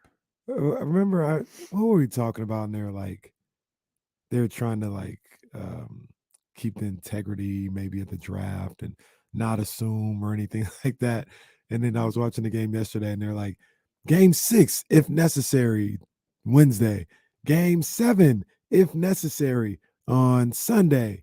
And then a week later, the NBA draft with a big old picture of Victor Wembanyama. Well, yeah, it's dumb. I get most years how most years to me it makes sense. This is not a year that it makes sense. They could at least put the top 3 guys there. No, this is the Victor Wembanyama draft. Everybody knows it's the Victor. You might as well Photoshop him in the Spurs uniform as part of your advertising. Everybody knows he's going first. Yeah. I guess you just prefer. I guess you just prefer to keep it uniform rather than saying, okay, guys, We get it. With the exception of this year, you could talk about Victor. You could talk about drafting Victor. Mhm. No, they don't want the top team talking about who they're drafting. Mhm. I mean, and that can't be, that can't be controlled by ESPN, or they don't control ESPN. Though you'd think hey guys, let's be aware. Let's market Brandon Miller. Though that comes with its own set of issues as well. Yeah. Well, let's market Scoop. Let's find a few other guys that we could put on here. But even if they did that, it would be Victor Wembanyama is the big centerpiece, and then 2 or 3 other guys just kind of like off to the side. And that would be. It's like with the D'Lo and Casey logo. It's like Kenny, and then me and Jesse. It's literally not how. Off on the. Not at all. Off on the side. Not even close. No. They got a couple people in the chat were asking about different teams. The Clippers. No Clippers in there. Well, no, I didn't name all of them. Well, I mean ahead of the Kings. Yeah, no, I didn't reference all of them. I can go back. The Clippers are ahead of the Kings? I don't think. I didn't think the Clippers being ahead of the Kings was outrageous, so I didn't write it down. I wrote down the ones that I thought were silly. I thought the Warriors being ranked above the Kings was silly. I thought the Lakers being above the Kings was silly. And I thought I think that's understandable. The Mavericks. I get it. The Mavericks is the most egregious one. And if memory serves, as I'm struggling to find this article, if memory serves, it was the Mavericks tied with the Warriors and Lakers for the best odds, or for in terms of where they ranked. Lakers, Warriors, Mavericks were all tied for the same odds. Remember, which is insane. Remember during the season, the Mavericks had higher Western Conference championship odds, and they were the 12th seed. Mm-hmm. I remember with that. like with like a month to go in the season. Oh man, they don't learn. Man, it's all good though, man. It's all good. The Kings got. I feel like they got their just due this year when it all came down to it. I mean, they got they made the playoffs. They got their respect with the playoff games as far as like when they were on the ABC game. They got 3 ABC games in the playoffs. They're highlighting them on Google Pixel commercials. They got their just due. They got, as far as notoriety and attention, I feel like the Kings have gotten their respect. And now they just got to follow it up with winning basketball. Continue to have winning basketball. And to be honest with you, I think they absolutely have winning basketball. The more I think about this, the more I think about what this team may be next year.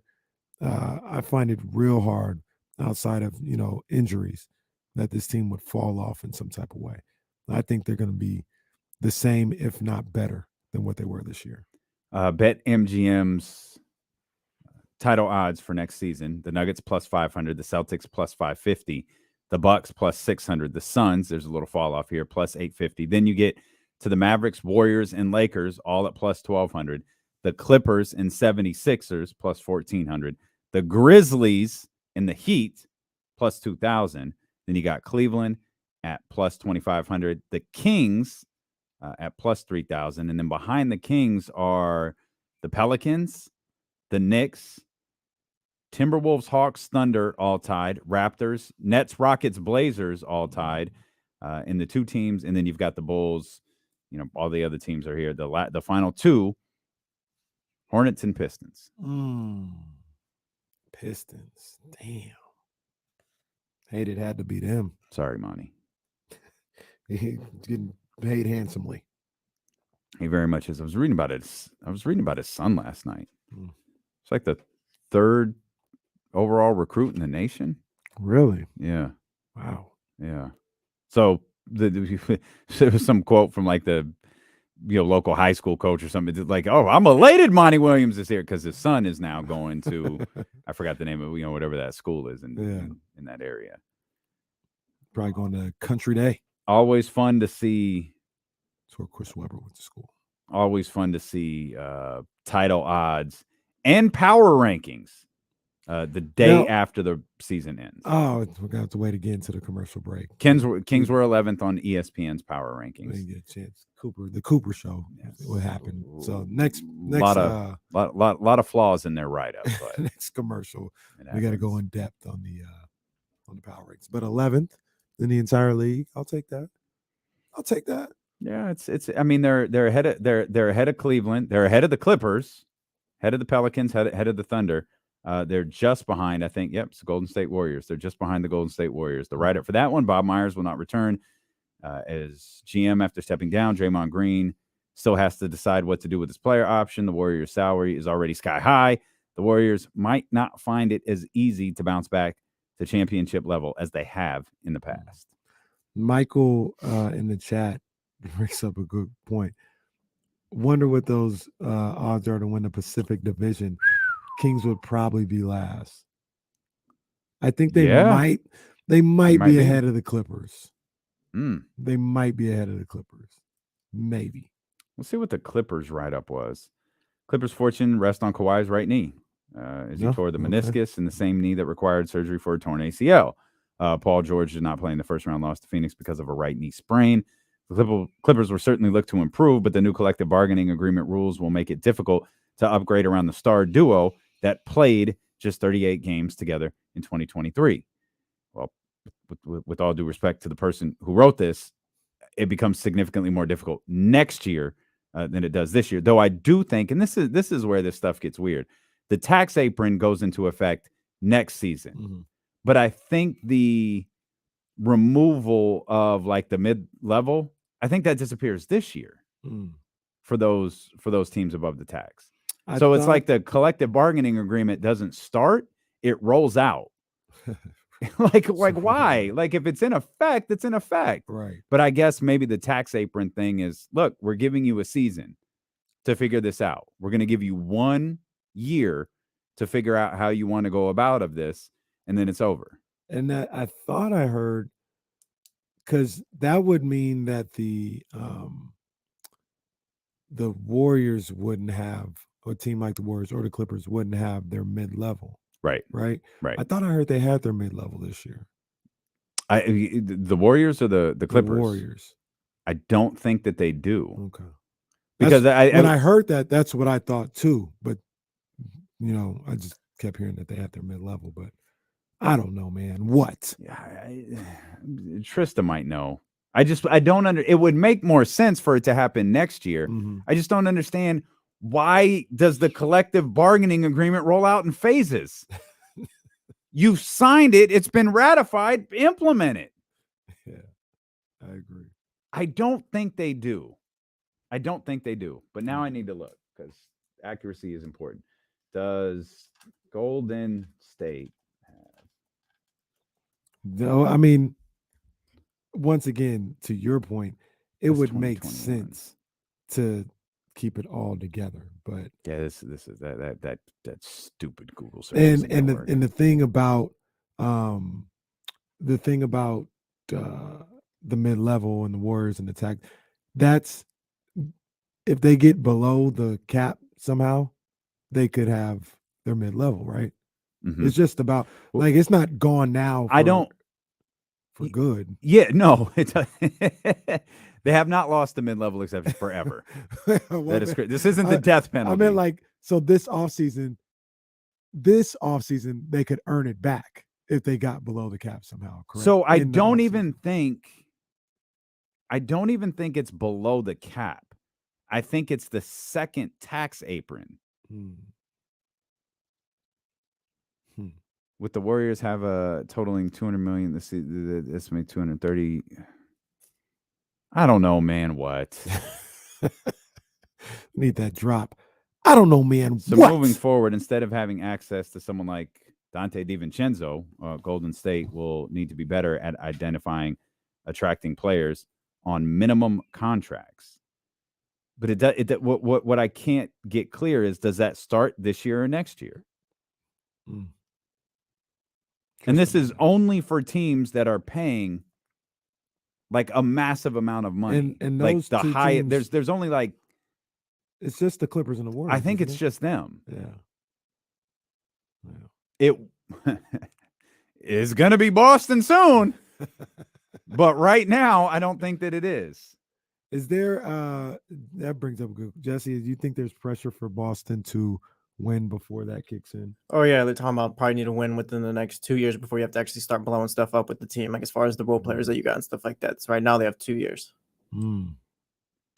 They have to make the offer. They don't have to. Well, they do, don't they? Don't they have to make the offer to this summer. to They Jalen? make the offer, but he's got a year left on his current deal. He has correct? a year left on his current deal, but if the second tax apron doesn't go into effect until the following season, when Jalen's new contract goes into effect, that's when it's when the new tax apron, or the second tax apron, I should say, which starts to get into those Boston screwed. They can't use their mid-level exception. NBA doesn't want to sign Dante DiVincenzo. They're against us. And it's so funny how Dante was the focal point of like all of those Warriors discussions.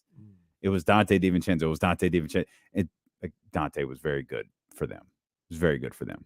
But it's funny how this all boils down to Warriors Nation about Dante DiVincenzo. I'm still trying to find the damn answer, and I can't find it. That's a tough one. Cause it's a tough one. Now I'm reading an article from 2021. Like, what is this? It's not what I'm looking for. I would love to see a projection of what they look like the following year, because that's where they have Clay. Clay has like $43 million this year, and then nothing on the books after that. And Draymond would be also. That's probably almost $70 million off. Bring in someone who knows. Well, but Draymond gonna get new money. Maybe from them, maybe not. I think he's just opting in right now. Who knows about an extension? But I say that to say, yeah, $70 million comes off. But I think Jordan Poole starts. Ooh, Jordan Poole starts this year, right? Yeah. TK, you think Draymond getting new money? Man, it's interesting because if Bob Myers was there, I would say yes. But now it's like I don't really know what kind of regime they're running there. I don't really know what Kent Lacob and Mike Dunleavy Jr., shout out to Portland, Oregon, are going to be up to. Forgot, who Andrew Wiggins. They got 51, 43, 27, 27, and $24 million contracts right now. Oh my gosh. Yeah.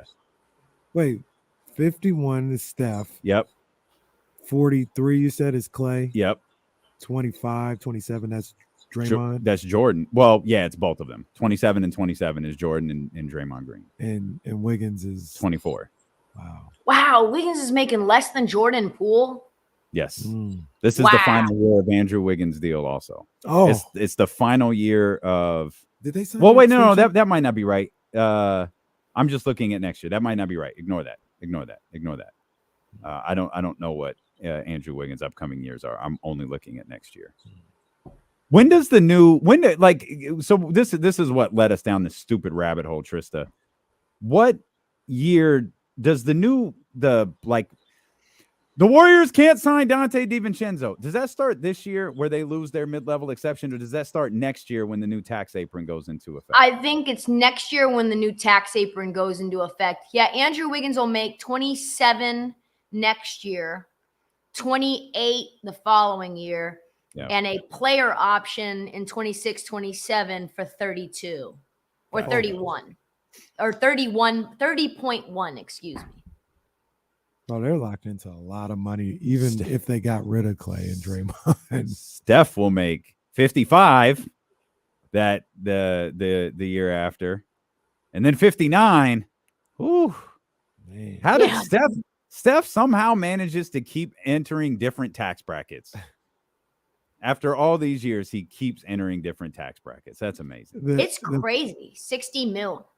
The funny thing about like the Warriors situation is they're like, man, we pay this money, like we got to get rid of, Clay and Dre.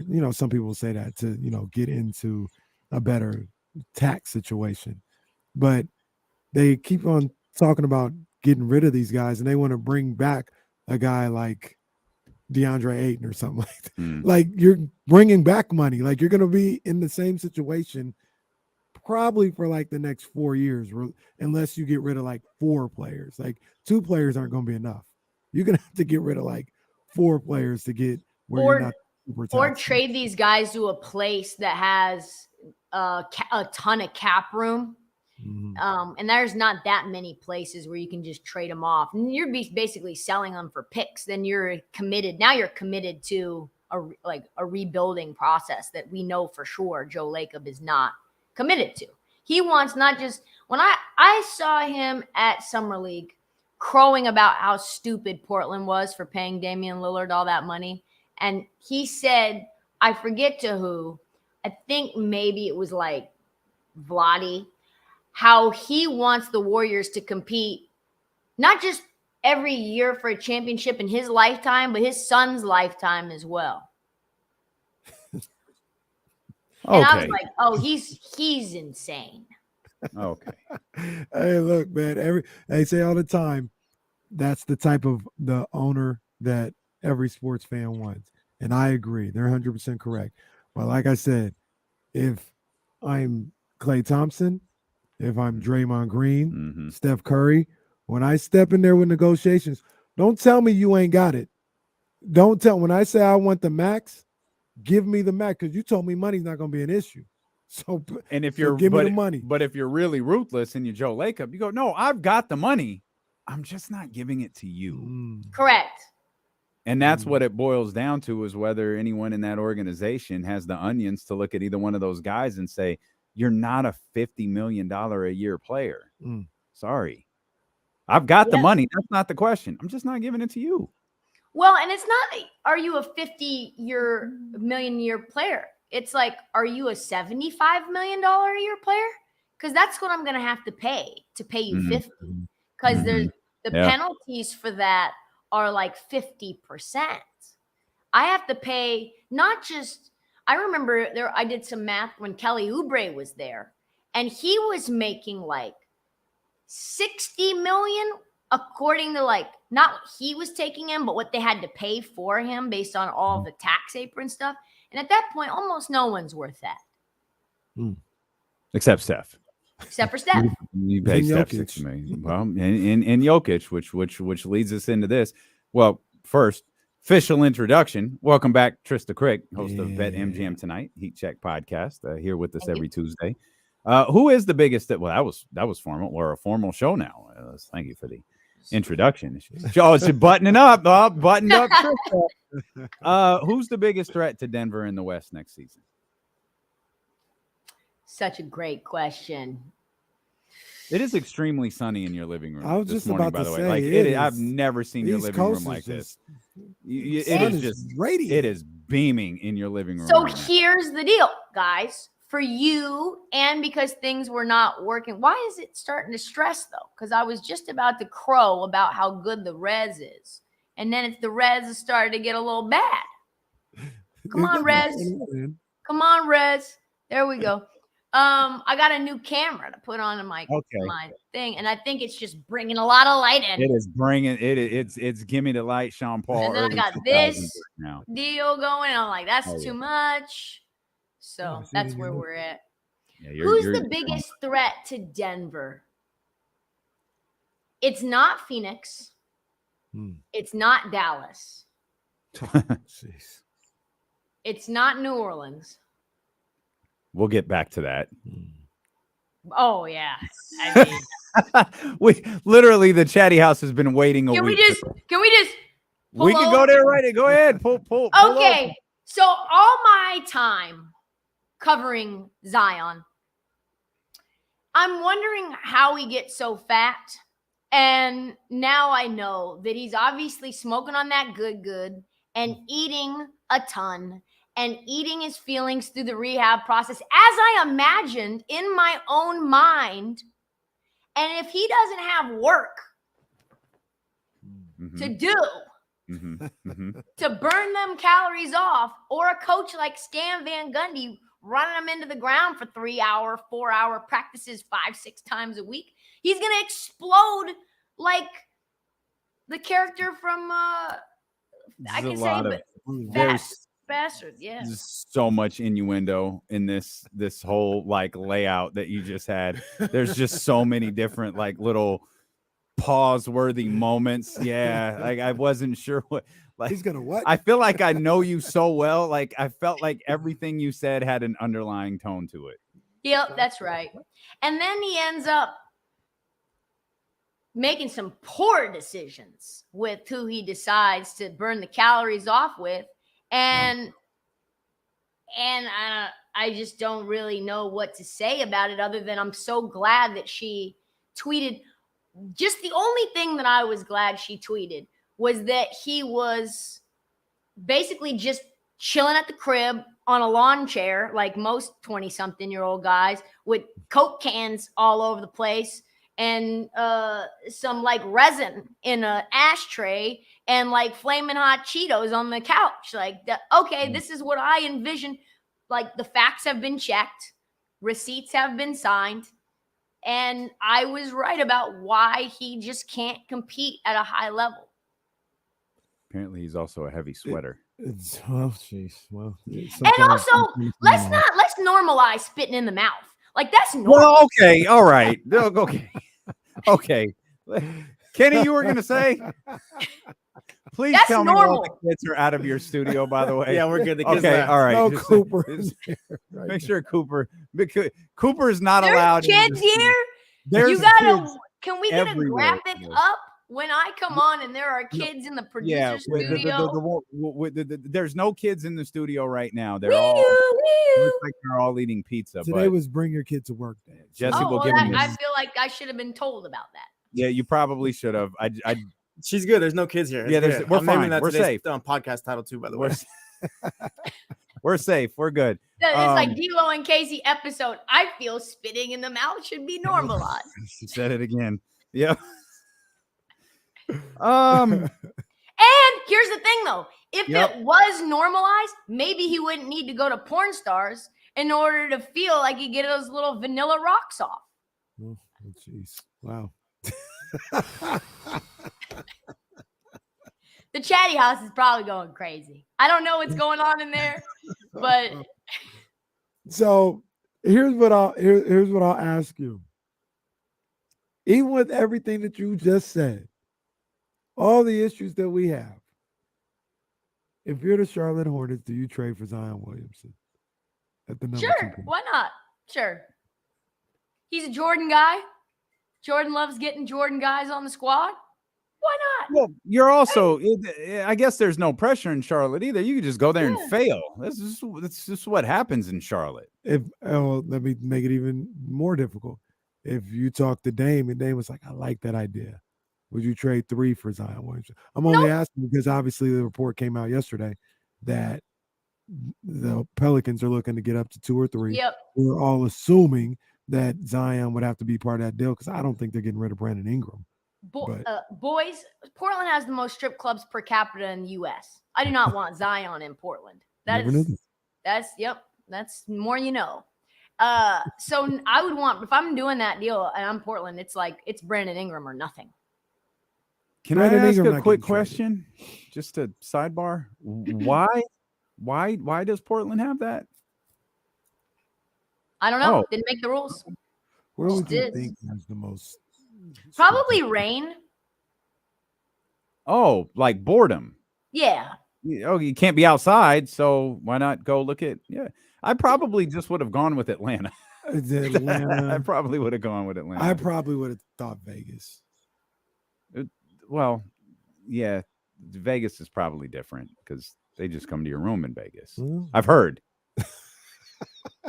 They handed me a flyer. Website for that, or there's like a website you just go on. You just go on your app, you just plug it in, and then just ding dong.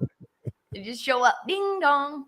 Zion Williamson having a Snapchat under Zion Williamson is also pretty. That's also pretty wild. I feel like this is the second time we've seen that Snapchat. Didn't he Didn't he get in trouble with the Snapchat once before? I don't think he got in trouble, so to speak. But like Draymond Green. No, it was like he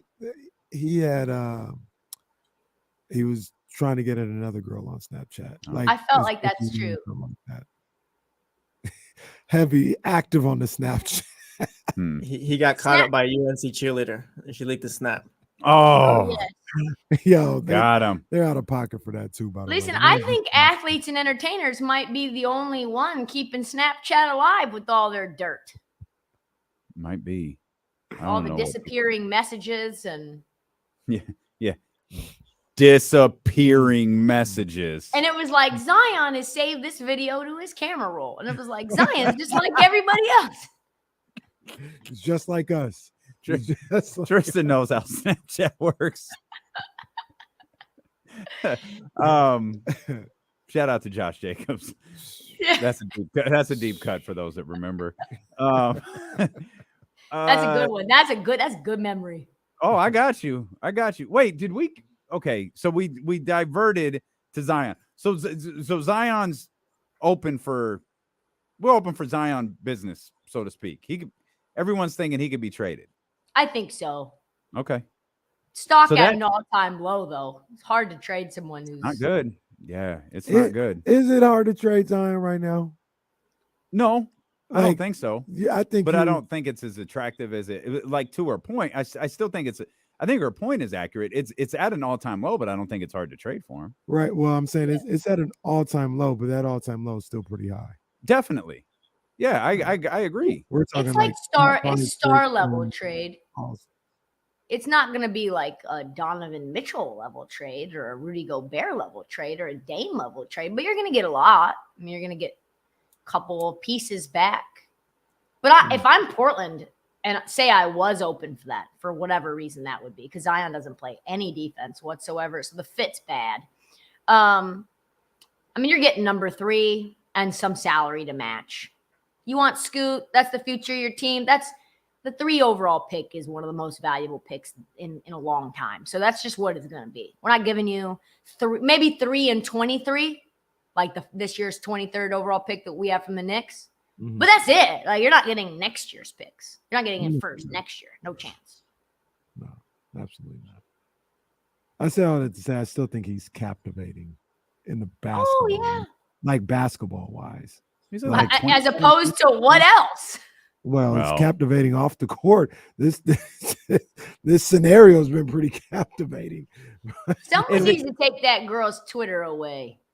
Oh, 100%. Yeah, like it's like 5 days of this. It's got to end. It's just going down. I mean, when I'm not even doing follow-ups because it's just too much. It's a lot.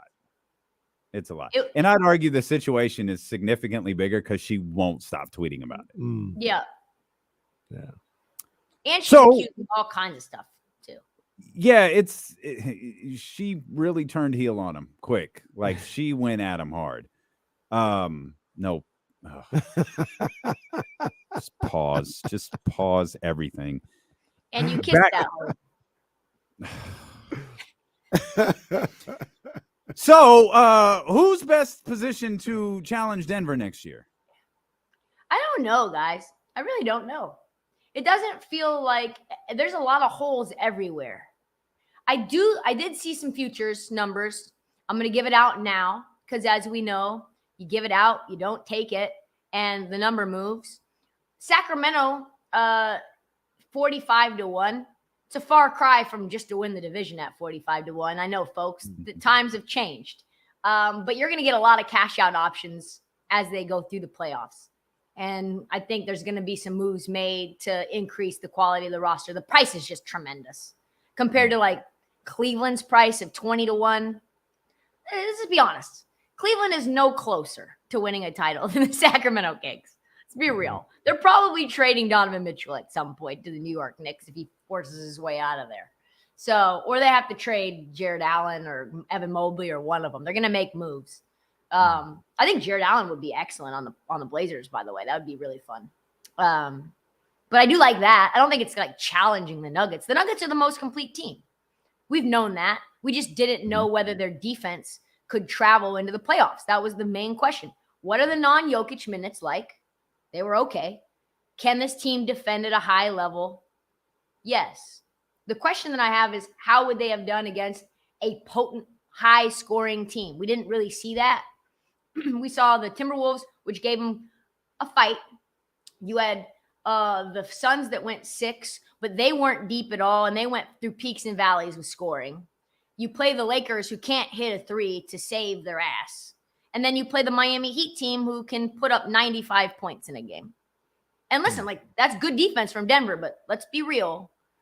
That's the Miami Heat brand of basketball. What would it have been against like a very high, potent, like team that could score on all three levels and defend? We'll never know. We'll have to see next year if that ever comes to fruition. Who is but that team? I don't know. I mean, who that's that team is. at their best, that's Boston. At their best, that's Boston.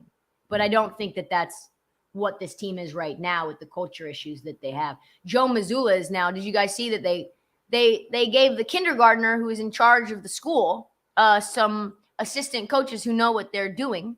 They hired Charles Lee. They hired Sam Cassell. Yeah. Guys that should be head coaches are like his little cabal now. Yeah, but that's not, and that's, you're right. You're 100% right, but that's not unusual. No. I mean, that's especially with a young coach. This was an opportunity he didn't have 7 days before the season started when he got named the head coach. So I don't fault them for that. I do think, while he'll never admit it, I think Brad Stevens wishes he had a do-over and that he didn't give him remove the interim title during the season. There was no benefit to doing that. In his head, there was. But I'm with you in that I believe he was wrong. I understand the line of thinking of, I don't want Joe Mazzulla to feel like he's coaching for a job. Well, everybody was coaching for their job. Like Doc Rivers was coaching for his job. Mike Budenholzer was coaching for his job. And the fact is, all of those, Monty Williams, all of those guys were available after you determined that Joe Mazzulla was going to be your head coach for the next 4 years. Yeah, if you're the head coach of a team, it doesn't matter if you're an interim or if you have 5-6 years left on your deal. You could be fired at any time. Right. It just depends on how much you'll be getting paid for them to get you to leave. That's really the only difference. So you're always coaching for your job. It's just whether you're coaching for your job and you're in the unemployment line, or whether you have 5 years of salary before you get another assistant gig or a head coaching gig. Yeah. I got to be honest with you. I sit here and think about this. And this is probably not fair at all. I understand that. I can't see Denver repeating. They're the best team in basketball right now, for sure. But if Denver Nuggets going to win back-to-back NBA championships, it could happen. Yeah, I can see it. It could happen. But I wouldn't bet on them winning a championship next year. Yeah, I think that's where the media will be all year. That's why I think the price will get better. Because the price is at about as worse as it's ever going to be. It's like plus 450, which is extremely low. 4-1 odds for a team that just won the title to win it again. I think when Golden State won it last year, it was plus 550 for them to repeat. Boston, I think, was right in the mix around the same. Boston's right around the same now. So I wouldn't take that bet. But do you think we feel any different about Denver than we did about Milwaukee when they won a championship? I mean, yes, that as a god, they had everybody coming back. Like, oh, they could do it again. And I think they lost in the second round. Chris Middleton got hurt, so there's that. But I don't know. I get the same vibes from Denver as the difference that I have around that is that Giannis has big time flaws in his offensive game, and he regressed from like a free throw shooting perspective. He's never been a shooter, period. Jokic can offensively do anything on the floor. He has no holes. He can pass. I mean, he's not like going to yam on you, but that doesn't really matter, right? And from an assist standpoint, getting guys the ball, getting them involved, that's not changing. Rebounds aren't changing. Free throw percentage not changing. 40% from three is not changing. Really what you would be imagining to yourself is that Jamal Murray might regress. Is Jamal Murray – how many years, though, do we need to see healthy Jamal Murray in the postseason be this and be like, yeah, I don't trust it? That's the thing. What if Jamal, like, ascends? Yeah. Like, what if he gets even better? Like, and that's what we were talking about this. That's where I look at Denver being the most dangerous is Jamal, not Jokic. Jokic has been doing this for 4 years now. But Jamal now just getting right, clearly having his confidence back, having the best season he's had since the injury. Like, if this is him moving forward and this is this duo, yeah, like I could see Denver back here for sure. And Aaron Gordon in a complementary role as a defender and a cutter and a guy who can get transition buckets. Those three are the core. I could care less about Michael Porter Jr. I care less about him. He's limited in terms of what he can do from a physiological standpoint. he shoots threes, but very clearly he can be taken out of the game mentally. He's an up and down guy. Like, I don't know that he's a guy you pay max money to. So, but you can fill your team out with role player shooters. I like Michael Porter Jr. No shade to him, but those three to me are the core. I think I'm not gonna say he's the difference between winning a championship and not, because I don't know if I feel that way. But I think they need to find a way to bring back Bruce Brown. I think that's imperative. I think he was. A lot of people talk about KCP, and rightfully so. He did a great job as well. But I thought Bruce Brown played a perfect role for them this year. He's a free agent, unrestricted free agent, and they got to find a way to bring him back. I don't know if Christian Brown is quite ready to fill that same role if Bruce Brown is gone. I don't think he's gone. I think he's got a Kenny Caraway style Louis Vuitton bag full of cash on the way. I don't think he's going anywhere. From Denver. Denver can pay him that much? Yeah, why couldn't? Why wouldn't they be able to? I mean, they got the Jokic deal, they got the Murray deal, they got Aaron Gordon, they got Michael Porter Jr. I don't know their cap situation to a T, but I mean that's 4 nice size contracts right there. And Bruce Brown may be looking at. It's not bad. It's not bad at all. They only have a $12 million luxury tax bill at this point. And so they've got a couple of guys off the books. But yeah, I mean, you're largely Bruce Brown as a player option for 6.8. So maybe he opts into the player option, maybe he extends, but you've got his bird rights. He was in the taxpayer mid-level exception. Wow, you got him on the mid-level. That'd be crazy to opt in. Yeah, I bet he gets 10. What do you think? 10? Maybe there's a wink deal. Opt in, we'll take care of you. Wink my ass. I want my money. Give me my new money. Yeah, I mean, he's probably going to double that on the open market. Yeah, Michael Porter Jr. makes $33 million a year. Yeah. I'm vomiting.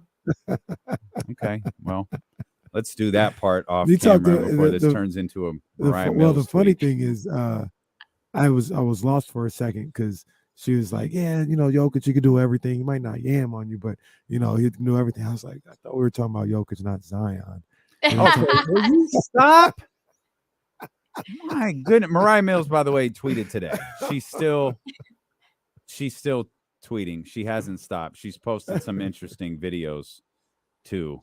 I went down the media route on her Twitter. It was not a great idea. I caught a couple of shower videos. And I was like, my God. Okay. Trysta Krick, Bet MGM tonight. Heat Check podcast. Wherever you get podcasts from. Talks about Brandon Miller in the Charlotte Hornets on the latest episode. Go check that out. And we'll be back with more. Stealing with KC. Brought to you by Sky River Casino here on Sacramento Sports Leader, ESPN 1320. We're clear. You guys are awesome. You're awesome. Great to see you. We missed you last week. You. I know. I miss you guys. Are you guys going to Summer League or what? I don't think so. Why not? Why can't you use the Odyssey Studios and do the show from there? We don't even need that. We want someone to send us. We don't want to go out there and do all of this work for nothing. Oh, yeah. And why won't Sky River Casino do it? Sky River Casino does everything else. That's annoying. Yes, it is. We're still working on it. We're not done working on it. We're still just come for the weekend though, just to like parlay it up a little bit. Let's see if we can get Kenny Sweet to run to one of the hotels. And well, we're gonna keep trying. We're gonna keep trying. Okay. Well, I'd love to see you guys. Obviously. Likewise. Is Wemby gonna play in Sacramento, do you think? We don't know. Like, no one knows. No one's saying he's not. No one's saying he is. Like, I was under the assumption he wouldn't. I didn't even think he was going to play in Vegas, but I have no idea. What exactly happened, Trysta, to him over the weekend? He got like demoted or something like that? I did not pay attention to that. I don't know. I'll have to look into it. Inconsequential. I mean, he's still that dude, and he's the pick. But I think on like it's not the World Cup. I think they lost or got blown out or something. Yeah, and it was weird because they're like he got the headline or the story said he got removed from the team or something like that. Like basically like he wasn't, they were saying like they had to go with somebody else because he wasn't ready. But then they were like, he'll be ready to play on Tuesday. What? I don't get it. Yeah. You know who's interesting though for Rookie of the Year is Chet at plus 500. He's been with the team the entire year. That's a good bet, I think. Especially since there'll be a better team. Mm-hmm. Usage will be high. What are you eating, Kenny? I like that. Some red velvet cake. This is delicious. Wow. All right. Where the hell you get red velvet cake from? Kim brought it in. Jeez. All right. Well, I'll see you guys soon. I'll talk to you. All right, homie. All right. No wonder this is so good. Jesus. I think that's what it is. That Are we gonna go to 43 or 58 here? No, we're gonna go to 43. I needed to get up. How much time do we have?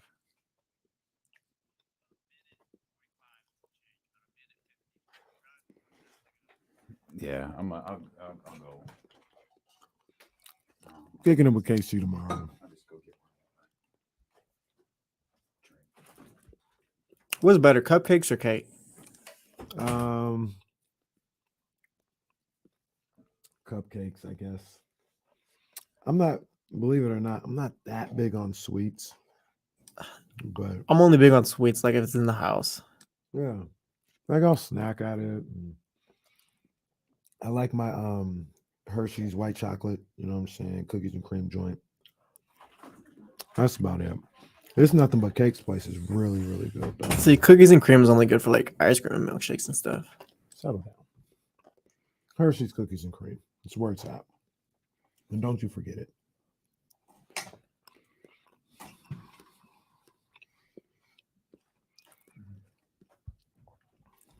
Light frosting or no frosting, that's the way to go. Usually no frosting. Frosting is not good. Well, frosting is okay, but I don't like the store-bought frosting. That's a little excessive. Not my bag. It just gets in the way, I feel like. Not my bag. Oh man, I gotta address something when we come back. Immediately.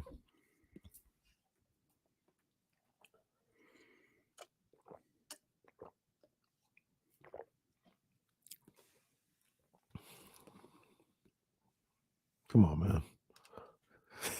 Come on, man. Can we just talk? Can we just talk about sports, man? What are we doing, man?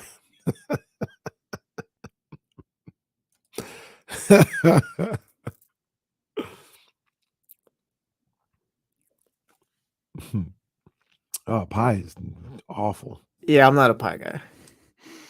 Monty Williams on what made him accept the job to coach the Pistons. Obviously, the short answer is Troy, the players, and the money.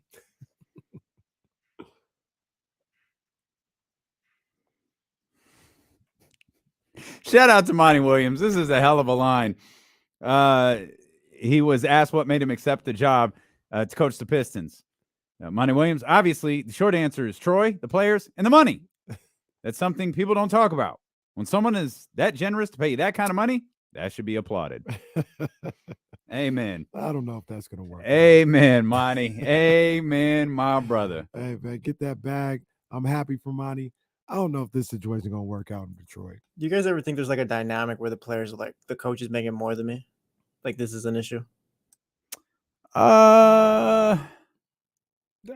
It's a rare, that's pretty rare. I don't think that happens quite often, if ever. Yeah, I don't think it happens too often. But given the Detroit team, there almost certainly are players who are making less than Monty. And I mean more like for now, the top guys and stuff, because he's got. I don't think that happens. No. Cade and stuff. Yeah, I don't think that happens. We're going crazy over Monty. What's he making like? He's 10 million a year right now. Yeah, he's about 10 plus, about probably closer to 12, right? Try to play Tatum 10 million a year. Well, no, but there are players that make 6 million, but there's no star players. That's what I'm saying. They're not the ones with the influence. Yeah, I'm mostly talking about because the Pistons, like their top guys are still not making much. Or whatever. No, for and sure. You bring Monty, he's making more than these guys or whatever. So. Yeah, but the whole point is they're still kids, to relatively speaking. Like they ain't got no. They ain't mad about nothing. They making $7-8 million a year. They're happy. Yeah, but they're thinking about that next contract for sure. And when that next contract comes, like, Monty, you ain't the big dog around here no more. Yeah. You see, I'm the big dog here. At you young puppy, and and the rest of them young puppies. What did you want to? Well, for those streaming, man, I gotta address some Kenny, because they've been on my head all day about it. I got a Cardinals hat on today. Wasn't thinking, was just coordinating the outfit, and it completely slipped my mind that the Giants are playing the Cardinals. And yeah, that's a no. My bad. So my mistake. Giants won last night, thrilling 4-3 win in St. Louis. Had to come back to get that W. My man Camilo Duvall shut down the Cardinals. Well, it was a little sketchy, but he got it done at the end of the day. Giants win game 2 of the series tonight in St. Louis. Let's get another victory. But to all those people out there, that's my bad. I wasn't even thinking. I was just getting dressed, not even thinking. Typically I wouldn't do that. I didn't even wear no Giants hat during the Kings Warriors series. I was wearing a Orioles hat when I wanted to go black and orange. So I'm usually on this, but I was off today. That's my mistake. You know why? You ain't Giants. Stop it. You ain't Giants. Like if you was Giants, you wouldn't have that on. I'm Giants, and I've been Giants. Farhan ain't Giants. Kenny's Nuggets in 5, then he's Nuggets in 6, then he's Nuggets in 5. I He's did call Giants that. 1 week, then he's not Giants. Now he's Giants today. No. He's First of all, not I did call the Giants Nuggets. today. Look at that hat. That's First true. of all, I did call the Nuggets in 5. I was one of the only ones to do that. And then I'm always Giants. Flip-flop away over here. Always Giants around here, man. Shout out to Logan Webb. He did his thing yesterday. Brandon Crawford, RBI single late in the game. Big time at bat from him. Yeah, shout out to the Giants. Been Giants around here. Okay. Whatever you say, boss. Report today, Clippers, Warriors, Lakers, Knicks. All teams that are closely monitoring the situation with Chris Paul. I'm going to say that again. Clippers, Warriors, Lakers, Knicks. I don't know why the Warriors keep monitoring that situation. It's the All second time teams I've heard their name involved in this. That are closely monitoring the Chris Paul situation. Reports say the Suns are receiving a lot of trade interest. The Suns might low-key be kind of the center of the universe here in the next month or so, given the Chris Paul situation, which they have to come to a resolution in some form within the next, I think, 15 days. And then the DeAndre Ayton situation, which has all been written in ink, Sharpie, permanent marker that they're trading DeAndre Ayton. Yeah, they got a lot going on, which is crazy to think that somebody would pick them to be the biggest contender to Denver. Yeah, it's crazy. You don't even know who's on their team. I'm not saying it can't happen. I'm telling you, we don't even know what their team's going to look like, let alone if they're going to be good enough to contend for a championship. Based solely on Book and KD at this point. Like you can't be based on anything Book else. and KD, and they don't even have no money. They get rid of Ayton. Who knows what they get in return? I'm sorry, I have to ask this out loud. Oh, Vogel. I was like, who did they hire? Frank Vogel. Frank Vogel, and they have the highest paid assistant in the NBA. It's that one guy making like $2 million a year. That's it. It's that old Jason Garrett. It's that old Jason Garrett, Wade Phillips thing. We're gonna make you the highest paid assistant. Oh. You asked this with I think it was Sam Cassell. Yeah. Go ahead and ask with Phoenix. Well, is he? Because the answer is yes. The answer is yes. Looking like the backup plan. Hey, Ishbia is looking kind of suspect right now. He's coming and does some wild things. He probably just needs to chill. Yeah, chill out a lot. He's doing a lot. This is one thing that Bill Simmons, I don't think he's the only one, but I remember him talking about it. And he's always right about this. He is always right about this. He says the new owner's always going to come in and try to leave his mark immediately. And it happens every time. I didn't think Ishbia would do it because... Well, he did it with KD. Yeah, the KD trade. And I thought that would be it. But now he's about to trade Ayton. He's getting rid of Chris Paul. He fired the coach. We thought he might do something else. We had heard rumblings that... It's like, you got to settle down. We had heard rumblings he liked Bob Myers. So you got to settle down, man. I know you played for Michigan State. First of all, you played for the wrong team. Well, What do you mean he needs to settle down? Like he went and got Kevin Durant. You can feel however you That's want to fine. about that. That's Kevin Durant. That's fine. That's it. The Chris Paul thing, you can have an argument either way. I probably would have just brought back Chris Paul. Mm-hmm. The firing of Monty Williams, I thought that was a little too much. Although I made the argument as to why it could happen. But I thought that whole nucleus deserved another season. It didn't deserve another season. It deserved a full season. They didn't get a full season. It deserved a full season. And he came in and he made moves like they had lost for the last 7 years with that group. How could you possibly I guess if you're looking at like maybe the New York Knicks, like I'm not even going to factor the Warriors into this. I don't understand why they're in this conversation. That's bizarre. But if you're the Knicks, you can make a deal if the deal is reasonable. And I don't even know what that means for Chris Paul at this point. But if you make a reasonable deal and it doesn't work out, you can cut him next year. Because the $30 million on his contract next year, none of it's guaranteed. That's why I think most of us, including me, thought Chris Paul will be back this year. Like, what's the point in paying him $15 million to not be on your team? Pay the other 15 and have him. Yeah. If it doesn't go well, you can cut him next year and have $30 million to spend. That's true to any team that he gets traded to. Maybe that's not. No, if you're traded, he gets the full 30 this year. And I assume the contract you're trading the existing contract, over to the new which team. means you can get out of it next year. Yeah. I don't know. I love Chris Paul. I've made that clear a million times. I don't know how you make a deal for him, given the just terribly, terribly unfortunate history he has in the postseason. And the fact that he's 38 years old now, 39 years old, whatever it is. Yeah. That's tough. Yeah. He's a leader, no doubt, but I still think it's LA. Either one of them. I still think it's LA. And I just don't know how you make a trade for him. I don't either. I don't know what that would even look like. Because there's now you've got $30 million. Now you've got $60 million to match. And then it might only be 30. Right. Oh, that's bizarre to me. Absolutely wild. We'll come back. You brought this up a few minutes ago. I think it's worth touching on a little bit more. But could this be the beginning of a run for Denver? And Aaron Gordon's name has come up quite a bit. We talk about guys deserving flowers, man. Aaron Gordon deserves some flowers. We'll talk about that. Phone lines back open for you, 916-909-1320. We're guest free the rest of the day. Jump in with us. It's Dillon with Casey, brought to you by Sky River Casino here on Sacramento Sports Leader, ESPN 1320.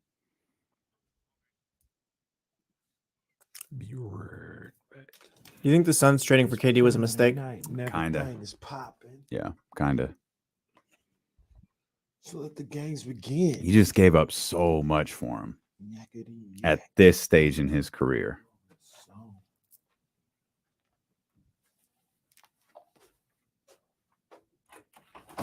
It's definitely a splash move, man, but I don't know. Because, I do understand, cutting Chris Paul and, bringing in a guy like Kyrie. I get that.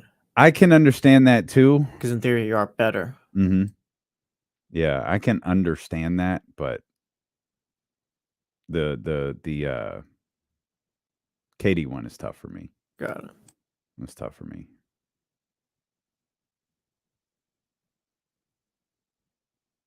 For similar reasons like Chris Paul, you really just don't know what you're going to get. From Chris Paul? No, from Kevin Durant. Yeah. You do. You know he's going to be very, very good when he plays, but you have no idea how many games he's going to play. And he's kind of at the stage where that's just going to happen. And they just gave up so much for him. Well, it's too with Booker. I feel like he's starting to miss time more now, too. I could just be misremembering, but yeah.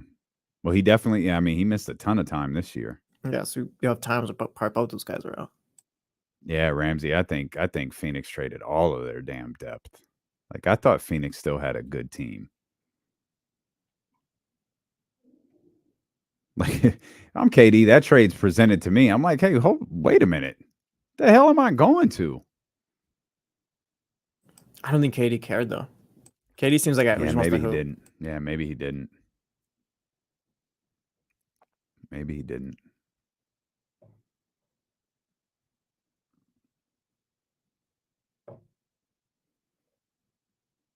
That Kenny always looking for food. Kenny stay looking for food. Kevin Durant will be 35 before the start of the 2023-2024 season. Yeah. I'm getting up there, man.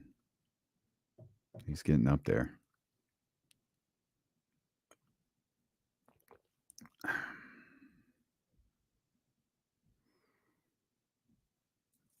Move some of this stuff around. What do we do today?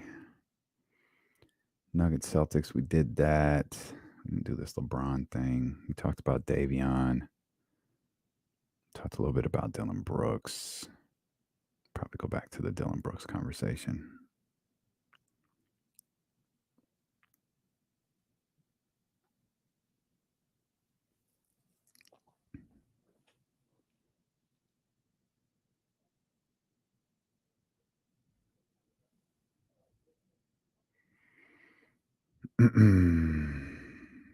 KD sneakers are trash now too. Oh, word! I have one pair of KDs that I only have one pair. I rarely ever wear them. They're kind of bulky, but they're Flyknit, multicolored. I dig them. Just I haven't gotten a pair of KDs in a long time.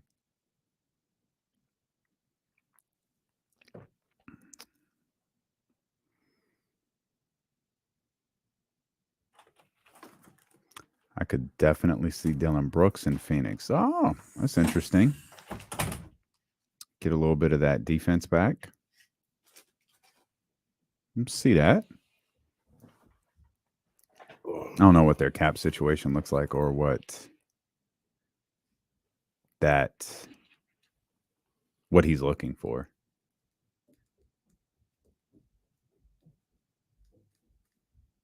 That girl is getting her workout in. Yeah, she is getting her work in.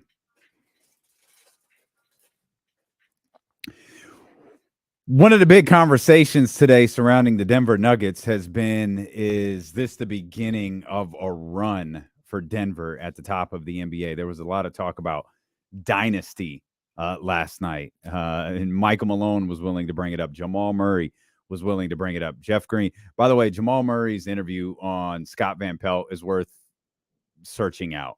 It's pretty funny. And Scott even asked him at one point, he was like, I'm always fascinated by this. You play 48 minutes, you win the championship, the champagne starts flowing. Where on a scale from 1 to 10 are you right now? 1 being completely sober, 10, you couldn't possibly feel better.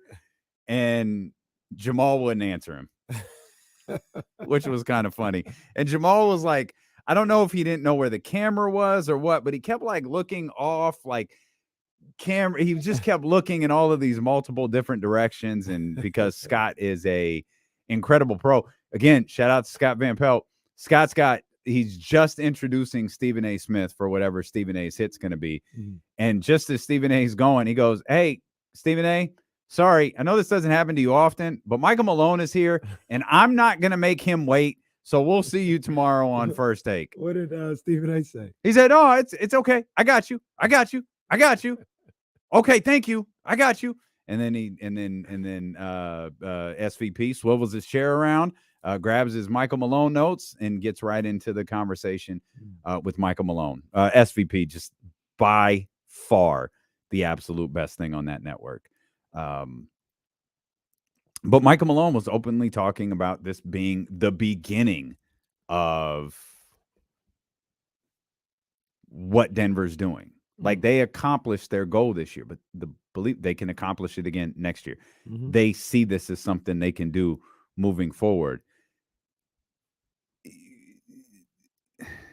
You said you don't think you can't see them going back to back. So let's change the verbiage a little bit. Could you see this team winning 2 titles in the next 3 years, 3 titles in the next 4 years, or the next 5 years, something along those lines? I can see it happening. Do I think it will? No, but I can see it happening. I mean, winning. I mean, this is a steep cliff jump off. Like, it's not what the Warriors have done isn't normal. Like, we saw the Warriors and what LeBron did, because it was LeBron through multiple teams. Not normal. So normalizing it is just, hey, Denver had a hell of a season. Denver, this is for me, my first thought was this was the cap for a really good, like, 3-year run for Denver. Like, this was, they got to the mountaintop, so to speak. And now I am interested in as to what's next. And like I said to you in Trysta a minute ago, I think so much of it rides on Jamal Murray. If I were to say, yeah, I think Denver could win two of the 3 next titles, two of the next 4 titles. It's because I think Jamal Murray is going to ascend. I think Jamal Murray has gotten over that hump now, coming off of that injury, and he has the opportunity for the first time. We've talked about this before, like the difference between working in the off season to get back to playing basketball, to just do the things you normally do, and then working in the off season and having the ability to get better. Jamal Murray is going to have an off season now where he can work on his game to be even better than he was this year. And I think that's going to pay dividends for Denver. For sure. I don't have anything, first of all, anything against Denver or anything like that. I think Jamal Murray's that dude. I've always loved his game since Kentucky. Always loved it. I was really hoping the Kings would find a way to get him or he would fall to the Kings in that draft. We got stuck with Buddy eventually anyway, so, Poppy Giannis, so it didn't work out in our favor. But I've always loved Jamal Murray's game. Jokic, obviously, he's got the belt. He's that dude right now. So I see those 2 things not being an issue at all. I just look at it and I gotta maybe do some research and look at teams in the past, but it feels like we've had these feelings about teams before. The Dallases, Toronto, not so much, because we knew Kawhi was probably going to leave. Like, if he stayed, maybe we feel the same way, but we all thought it was a one-time thing with him. But Milwaukee is another team that comes to mind. Like, we see these teams. We thought that with the Lakers, even with their, winning the bubble, we thought, oh, okay, they're going to, this LeBron is locked up, AD's locked up. They're going to go on a little run. And while Denver's going to be one of the championship contenders, I wouldn't bet that they win another title in the next 2 years. I'd bet against it. Well, that's a smart bet, because you're betting on 29 other teams versus betting on one. Like, it's a smart bet, and this coming from someone who absolutely will not bet. Coming up later on BetMGM tonight, BetQL tonight, Damian Barling. You have been misinformed, sir. So every time they reach out and ask me, like, why, bro? Like, what do you want me to talk odds with you? Like, no, I ain't doing that. It feels like the structure of the roster can be very good for a long time. Mention Aaron Gordon. You got Aaron Gordon, man. In 2021, that was a fine acquisition for Denver. I was like, oh, cool. Like, we've been talking about getting Aaron Gordon out of, like, Orlando forever. Man, I feel like his role really, really changed from Orlando to Denver. In Orlando, he was kind of like the lone. He was just the guy there. He could score, defend. It didn't matter if he defended, because the team wasn't good enough for, like, it was just whatever. Like, he was just a solid ball player there. It feels like he took on a specific role here, particularly on the defensive end, which I think we really saw here in this NBA Finals.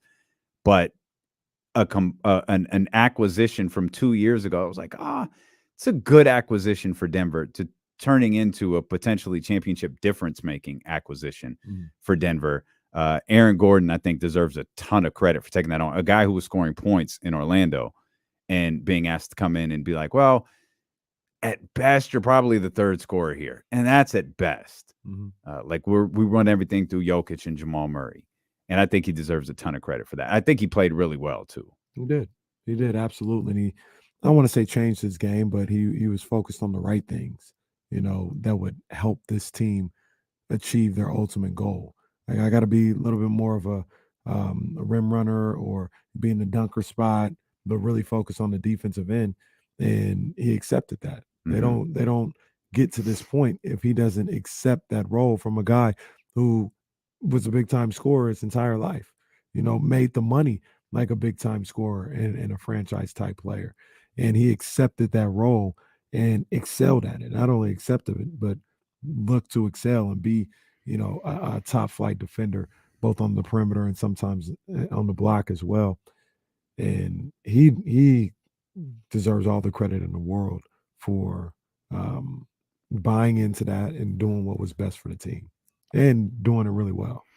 Yeah, it's tough. It's tough to take that step back. It's also tough. I think it's even tougher to take that step back when you're not achieving your ultimate goal, right? Like now, I think it's easier for Aaron Gordon to do it because Aaron Gordon gets his flowers and you get the ultimate validation of a championship. But he made that decision years ago. And that's part of the reason they got here. But what do you think about this Nuggets team? Like winning, let's just say 2 in the next 2 and 3 years or something. Like I think we're all in agreement that Denver is the best team in basketball this year. They were the best team, hands down, especially during these playoffs as well. But do you think that they're a team that you look at like not catching these dudes? We're not catching these dudes for a couple of years, like I don't get that feeling. I don't look at them like I looked at Golden State in when they got KD. Right. I didn't look at them like that. Like I'll even just say the Kings just in general. Like the Kings, I think the Kings can compete with Denver. Yeah, I think they can compete with them right now. If they got one more piece, I think they could beat them in a series. Yeah, I think that's one of those styles makes fights things that you talk about. Like I think the Kings are a tough matchup for Denver. I think the Kings have always played Denver really well. Denver's roster is better. Denver's roster is better. The makeup of their team is better. I think the Kings can play in a way that can frustrate Denver, but you're right. The Kings need more. But that's really what this boils down to me. To answer your question, is we look at the West. Trysta couldn't even answer who she thought. She didn't even say Sacramento.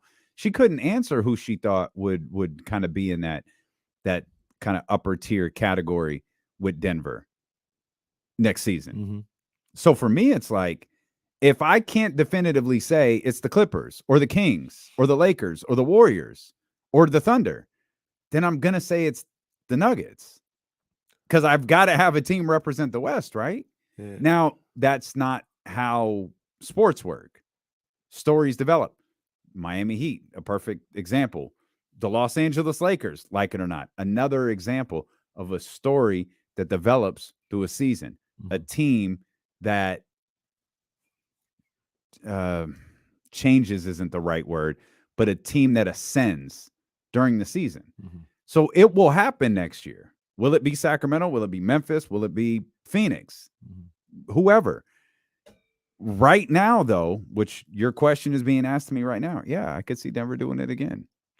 I look at I think I can say definitively. And this, by the way, sorry to cut you. This after a year of saying the champion was coming out of the East. Yeah, well, the top like 4 title contenders were in the East. Yeah, I know. I won't put you in this, but I mean, I overlooked Denver for much of the regular season. I did too. Yeah, I did too. But I was in that ride right next to you. Yeah, much of the regular season, and that's a lie. I was driving. Kenny was in the back seat eating grapes. Like you know what it is. I love grapes. Once again, I think I'm allergic to almost all fruits, but sometimes with grapes, pineapples, and strawberries, and even oranges, I'm just gonna have to take a little bit of itching of the tongue. Those things taste too good. Yeah, like you ask, and I say right now, who would be contenders with them in the West today? I would say the Kings, the Warriors, and the Lakers. The Kings, the Warriors, with and the Suns and the Clippers. It's like spades. Suns and Clippers being maybes. I got 3 and 2 maybes. Okay. You might want to throw Memphis in there, and then we didn't even talk about like the Young Bucks. We didn't even talk about the Young Bucks. What OKC might be able to do, what Minnesota might be able to do, what all this New Orleans excitement about Victor, do. boy, it's Chet's rookie year too. What New Orleans might be able to do. I don't know about them. I don't know about New Orleans. New Orleans, I can get in on that one. New Orleans finished the season pretty strong. It's fine. Played really well. It's fine. How did they start? As the number one team in the conference. So what the hell happened in the middle? Zion and Ingram got hurt. Okay, so it's an 82-game season. You got to, I could pick pockets all over the place. I saw Kings win 7 in a row once. Well, it could have been 82-0 if they kept playing like that. Well, I was just saying it was health that got them. But I understand, and I get that. I don't think it was ability. I don't believe it was ability. I thought it was more health. But that has to weigh into these discussions, right? If conversations are different, if we're all operating in this utopia world, like you say, Denver was the best team by far. Okay, in this utopia world of everybody being healthy, is Denver really better than Boston?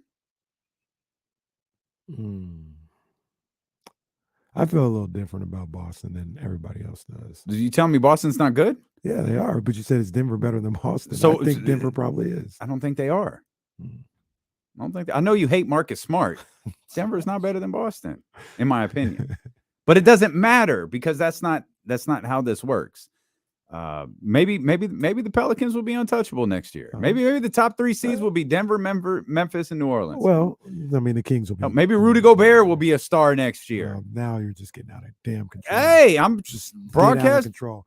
Look, that's why I don't count the Pelicans in a maybe. The Pelicans are like a 9 of clubs. I can't count that as a maybe. Stop talking in spade terms. We've talked about this privately. You know I don't play spades. Stop doing this. Don't make me admit this. Will you stop? I'm gonna be out there have my card revoked. Kim's gonna come in here and take my card. We playing on Saturday. All right. I'll be your partner then. Tank your whole game. You're listening to D'Lo and Casey. Teach Kim. Kim needs to know how to play spades. Auntie Kim out there just trying to get a breather. After I think the kids are gone, by the way. The except one. No, there's about 3 or 4. Well, there's one who's getting her sprint intervals up and down the hallway. There's about 3 or 4. They're all in the kitchen area. She getting that work in. You're listening to D'Lo and KC on KIFM West Sacramento, KRXQ HD2 Sacramento, ESPN 1320. Always live on the free Odyssey app. This from Jeff Passan just a few moments ago. The Nevada State Senate has passed the $380 million bill to help fund the proposed stadium for the Oakland A's to move to Las Vegas. Next up, the 42-person Nevada Assembly will vote on the bill. If it passes, it will go to Governor Joe Lombardo, a proponent of the A's moving to Las Vegas, who will sign it into law. Then the A's, who have been in Oakland since 1968, would seek final relocation approval from Major League Baseball. That is the end of Jeff Passan's tweet. And obviously, the A's would be approved for relocation because their stooge of a commissioner has been egging this whole thing on from the jump. And let's just say what it is. Bags were dropped off. This thing was dead in the water 7 days ago. Bags, they hey, more power to them, I guess. You know, they did what they had to do to get more time to get bags dropped off where they needed to be dropped off. And they were delivered. So it's awful. It's how the game is played sometimes, man. It's how the game is played. You really think that's what happened? Yes. This thing was dead. It sure felt like it. This thing was dead. It sure freaking felt like it, man. And all of a sudden, special sessions were made, and because there's no way it shouldn't have been passed last Monday. It should have been done. Nobody was in favor. They couldn't get the votes or whatever the case may be. Should have been done. Special session goes past one day. They're going past the weekend. Bags were dropped off. Feel bad for Oakland A's fans. I know they're doing reverse boycott tonight. I feel bad for that. I feel bad for the sports fans of that in that city who have lost the Raiders. They've essentially lost the Warriors. You call it whatever you want to. The Warriors don't play in Oakland anymore. And they're on the verge of losing the A's. Yeah. That's too bad, terrible, man. Terrible. Oakland. That's too bad. Oakland is a really cool place, man. And it's a really cool place for sports when everybody was there. And now they're losing all their teams. It must be fun to be rich in this country where you can get taxpayers to pay for your business. Like this, like sports, like everybody like kills like these owners for exactly what we're seeing in Las Vegas, right? Asking taxpayers to pay for your new stadium. And it's the perfect, that's America, dude. Like that's why tax laws for rich people are different than tax laws for us. They're written to keep the wealthiest of the wealthy wealthy. And that's what this stuff is. How about this aspect? And, you know, maybe I'm looking at it wrong. Maybe I don't have the facts or whatever the case may be. But they're going to make taxpayers pay for this without even asking them. Right. The Senate or the governor who's already shown his allegiance is going to. And if you don't think that the governor is on the phone with each member of the 42-person assembly, the Nevada Assembly, making sure, this thing's passing, right? This thing's what concessions do I need to make and what I do to make sure you pass this bill through? I've watched enough episodes of House of Cards and all of this to know that that's how this works. Absolutely. Absolutely. And once again, taxpayers are going to have to pay for something that they didn't even approve.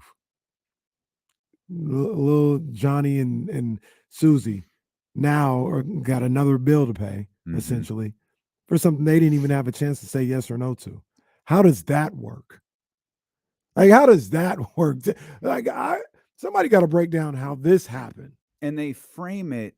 They're so particular in how they frame it. Is like it's just a minimal increase. It's an increase of cents. It's an increase of this. It's like, all right, like that's cool. Why don't you pay for it? Like, what benefit am I getting from that stadium being there? Because I know what benefit you're getting. What the hell am I getting? And I'm paying for it. Right. I got to pay for it. I got no stake in it. Right.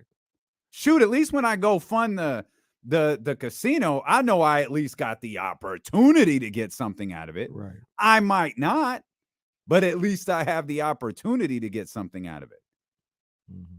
Here with this stadium, you're just taking money. Especially in a place like Las Vegas. Like when you talked about Sacramento, when they were trying to get it done, that made sense. This was the Golden One Center is a hub for this city and something that's going to help expand this city and has helped expand this city and make it what I think a better place to live. The hell is the A's stadium doing for Las Vegas?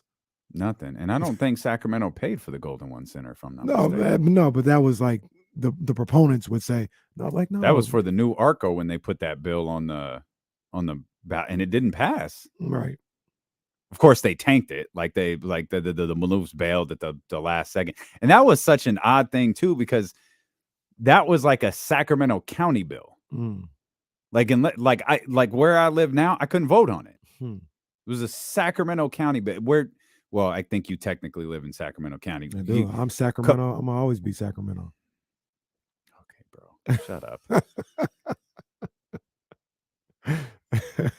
But your point is valid. This isn't going to do. Oh, wow. Vegas is so much more attractive because they got a baseball stadium.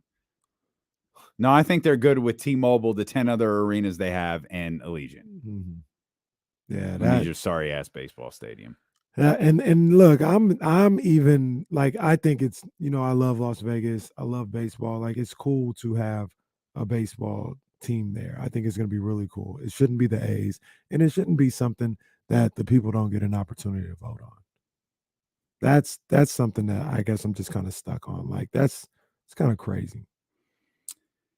Speaking of owners, Stan Kroenke's won 3 titles. This dude, Jesus, that dude won 3 titles in like the last 2 year and a half. 2 year and a half. 2 years. Won the Rams, the Avalanche, and now that's crazy. The Denver Nuggets. That's nuts. That's crazy. Still hadn't. You'd think he'd have enough practice of speaking into a microphone. No, he he's not Jerry Jones. That's not his bag. That's not his bag. Well, of course he's not Jerry Jones. He actually wins championships. Well, there's that. I wonder why Jerry Jones only stayed with the Cowboys. I wonder why he never got involved in another. Probably because of how much the Cowboys make. What's the point in owning anything else when you own the Dallas Cowboys? They're toys. Well, yeah, but while I do believe they're toys, like he owns 10 other businesses that probably make him upwards of $1 billion. Doesn't he own the concession business that goes to like all of the arenas? Yeah. It's called Legends, I believe. No. You ever see that photo thing that they have at I think it's at Jerry's Stadium? One of the photo booths. Yeah, where you press the buttons and the players come up on the screen. Yeah. That's pretty dope. Yeah. That should be everywhere. I still want to get to Jerry's World. It does look pretty dope. Like I want. Problem is, it's a pain to get to. It's in the middle of, like it's one way in and one way out. Yeah, it's a pain in the ass. That's the funny thing. It is about, not in like, Dallas. About not all of them, but most of the people that like crap on Levi's. Most of these stadiums are not in the city. Nope. Most of them are.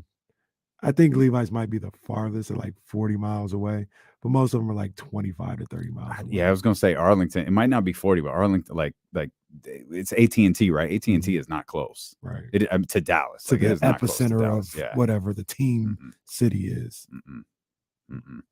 No, we'll come back. No Jason Jones today. They at least have a Chipotle around those stadiums, though. They don't even have that in Levi's. They don't. Better. I told you they just got that Togo's. Just walk down the hill. There's a Togo's right there. You can get a little sandwich. Keep it moving. And we'll keep it moving. We'll come back. We'll talk more hoop. We'll talk Kings basketball as well. And we'll talk some rumors coming out of Miami. That's all coming up here. It's D'Lo and Casey, brought to you by Sky River Casino. Returns here on Sacramento Sports Leader, ESPN 1320. By the way, I don't remember where this was in the chat. The draft pick, Jamal Murray wasn't the draft pick the Kings were concerned about. That was Michael Porter Jr.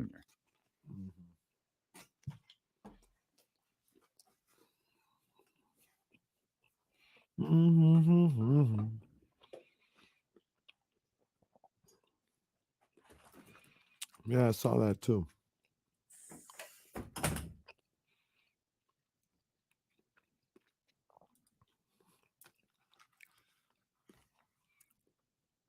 Eat my pizza, guys. There's always food here now. It's nice. So they always got food here now. It's nice. I love it. I love it. That is a good look.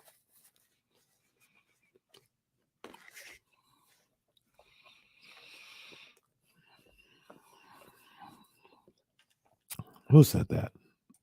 Absolutely not. Settle down.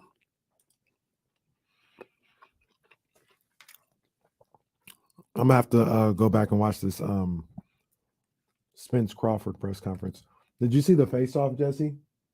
Nah, I feel like that stuff's gonna be boring leading up. Spence, I heard they was talking that talk, but Spence is just too big for that boy, man. He got Bud looking like a little dude. The fight's July 27th. Or it's around the July 27th, I think. The fight, it's around July 27th. Yeah, July 29th. He about to go to work on this boy. And Bud is sick. Bud is that dude, man. Don't get it twisted. He can go, but he's too small for Errol Spence. There ain't no small dude gonna beat Errol Spence. You got to be his size or bigger.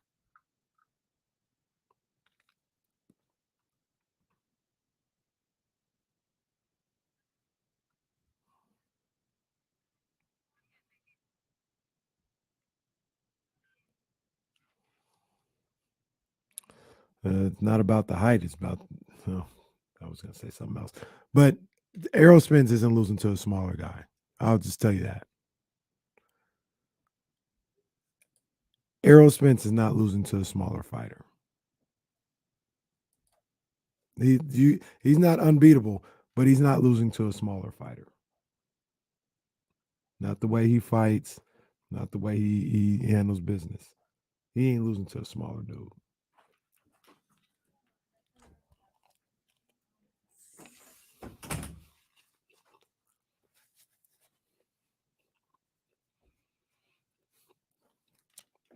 Dr. David, that's definitely not happening. I could see Bud getting hurt.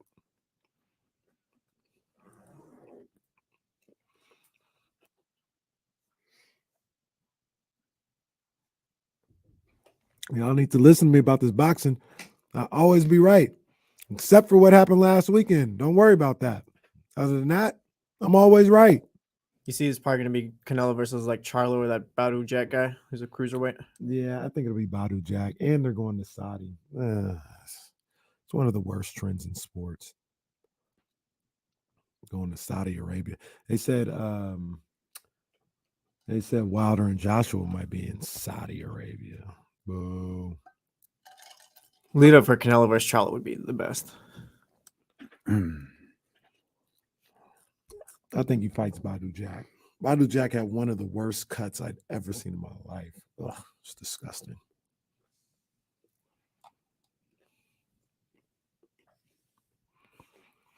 Are those the boss's kids?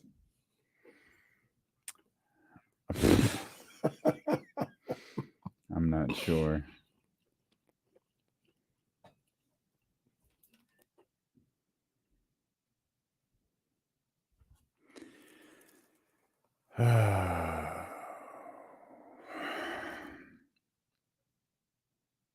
That was my pen. Oh.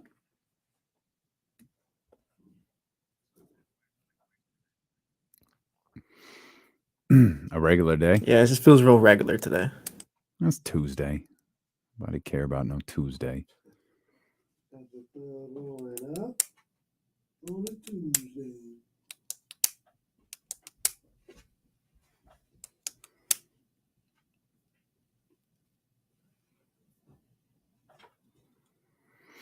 Gotta hit up Bryant West, see if he wants to come on again this week.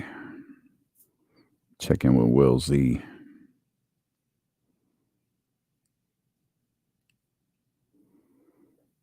Map out Patty Thursday here.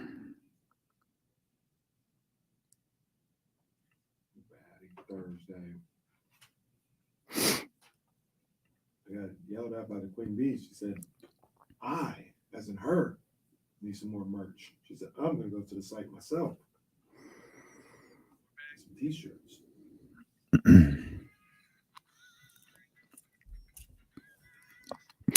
Man, one guy we haven't mentioned today, which he deserves some recognition. Udonis Haslem's career came to an end yesterday.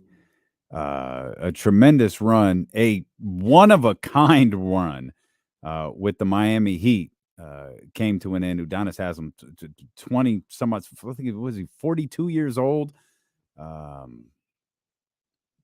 Called it a dream final season.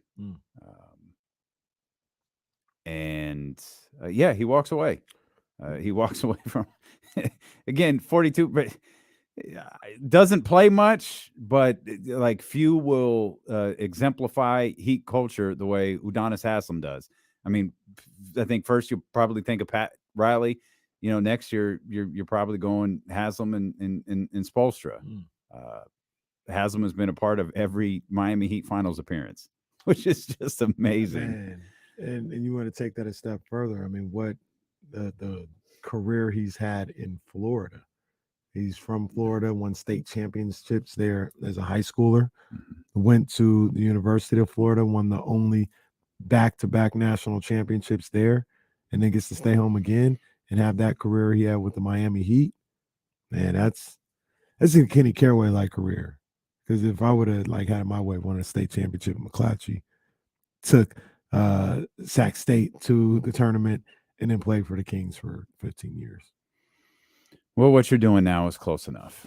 You guys want to guess his career earnings? I've got the number. Seasons. Man, this is my gimmick. What are you doing? I'm taking it over. I'm 5-0. The champ does what the champ wants. Now. 20 looks me in my eye, dude. Well, 20 seasons. The most he made in one was 7. The most he made is $7 million. I'm gonna go. Oh boy. Okay, I'm gonna go. So Jesse, 7 million. What would you go? 7 million. 20 seasons. Back off that. I'm gonna go. The most he made was what, one season? 7 mil in one season. 7.1. I'm gonna say 65 million. I'm gonna say 98. All right. Kenny Caraway's our winner. He made 71. Wow. 71 million. I finally got. I was trying to figure out what the 7. What was around the 7? Like 5, 6? Is that what it was? Like, what do you mean, like 7? Like, yeah. How much? 7. Like what did he make the year before or the year after? He made 6.5 the year before, and then like 3.5 the year after. Oh, that's where God dang it. Damn. I got that championship. I just had to wait for the real champ to get out the way, much like the Nuggets. It's not a title. You don't get a title. Don't disparage the Nuggets. No, I'm not. The Nuggets got it. They got a legit championship. But did you see that stupid? It is a stupid tweet. I find it stupid. But they were like the Nuggets' path to a championship: beat the number 8 seed Timberwolves, number 4 seed Suns, number 7 seed Lakers, number 8 seed Heat. And it just says thoughts. The thoughts are they're the NBA champions. That's the thought. I don't like when people do this. I don't like when people do that. The guys, they played who was in front of them. I don't think it's like people don't know how the postseason works. I don't think anybody would have beat them anyway. That's the whole thing.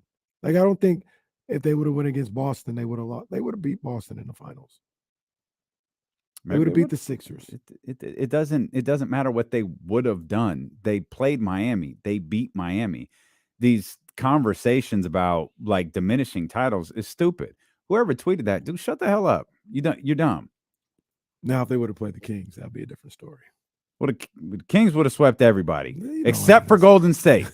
It's clearly the only team they weren't going to. Once they weren't allowed to use the weapon as the ball as a weapon, that's when everything changed. Well, if he hadn't curb stomped Domantas Sabonis' chest, we'd be on K Street right now. The Kings win the title. We're working the next day, or are we doing a live show? Like, where we at? We're probably doing the Cleveland Cavs gimmick and working for 24 straight hours. Cooper will come in here.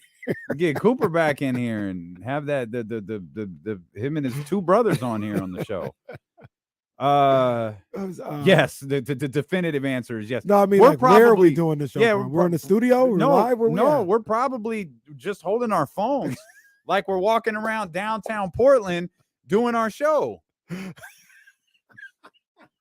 That's a deep cut. Not everybody will get. Oh wow! That's what we'll do. We'll just walk around with our phones connected here to the studio and do that. But we're gonna be down there. I'll tell you what I ain't gonna do. I ain't gonna be down there right after it happens. I ain't trying to hang out like that. That's I'll be outside, bro. That's a phenomenon that I don't understand. I'll be outside. I know how to stay away from all the crazy. Like, there were shootings last night. That was like, just ridiculous. That's sad. These dudes running around lighting fireworks like themselves. Sad. Like, that thing's gonna blow up in your face, dummy. Right. Thousands of people around. What are you doing? That's sad.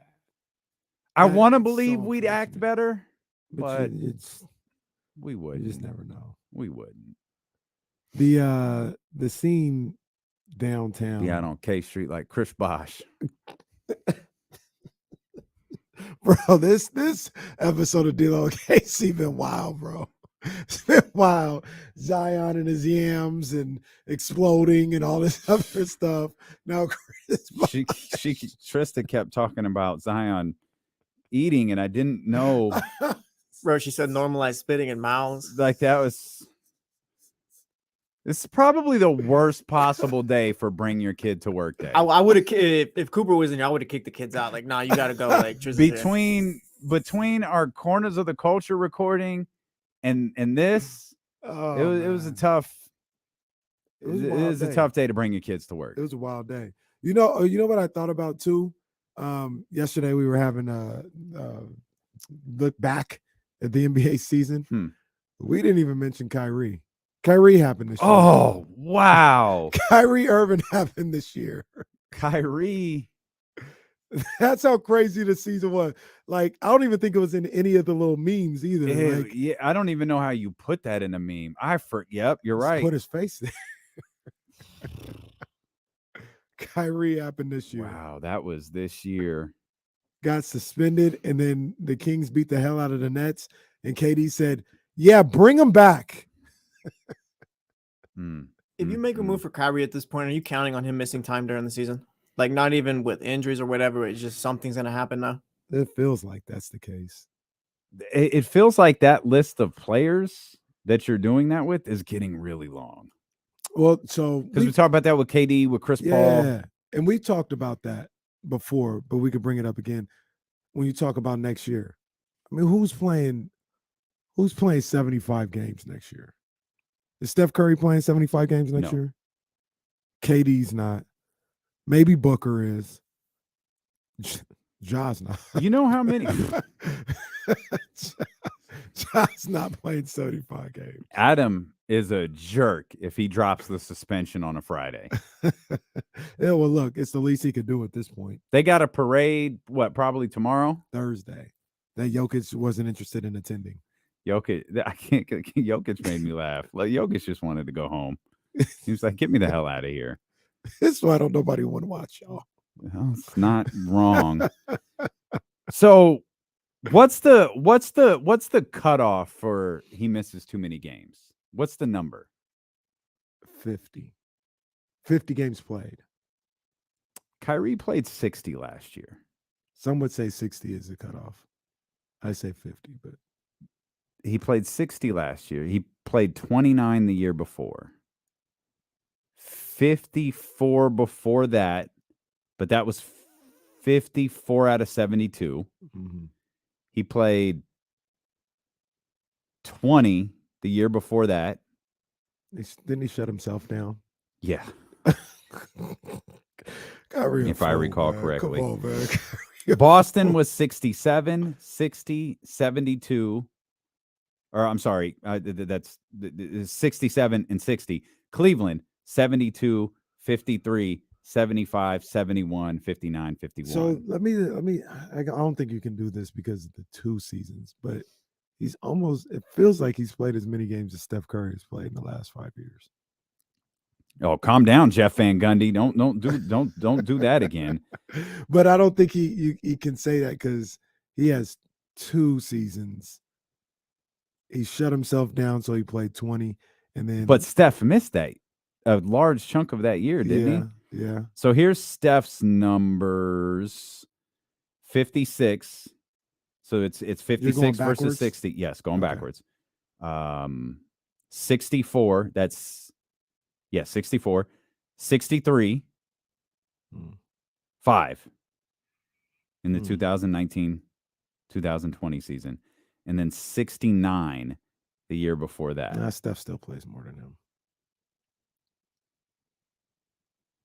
But Kyrie plays more than I probably thought. Even I probably thought. I didn't realize he played that many games in those seasons outside of those 2. So I'll go 2018, 2019, 2018, 2000. God bless it. Talk amongst yourselves. 2000. Rob H asks, De'Aaron Fox playing 75 games next year. That means he misses 7. Did I do this right? I'd say no. I'd say Fox probably plays 70 games. That would be my guess. It's 257. It's 257 to 230. Steph, 257. Yeah. 257 to 230. That's closer than I thought it would be. And I don't remember how many games Kyrie missed due to his. I think it was 8. It was 8 to 10. I don't remember. I don't know what to call. Was he suspended? He was suspended by the Nets indefinitely. Which, well, we don't have to get into that. I mean, we don't. He was suspended by the Nets. That was kind of unexpected. I mean, You could say the COVID stuff was unexpected. Like if COVID doesn't happen, is he playing 29 games? I'm gonna say COVID was a bit unexpected. I'm gonna say it was a bit. It seemed to catch some people off guard. And what he? I don't know. I don't know when Kyrie's games were played. Let me click on that year. Kyrie came back. I think he came back late that year. So, and Kyrie, this is bizarre. And he got sent home for that. He didn't volunteer to not play. They said just don't show up because he was going to play the road games this year. Remember that? He was going to play the road games, and they said just don't. Oh, that was the vaccine. Oh, that's right. I was like, this is so weird. What is this? That it was the vaccine year.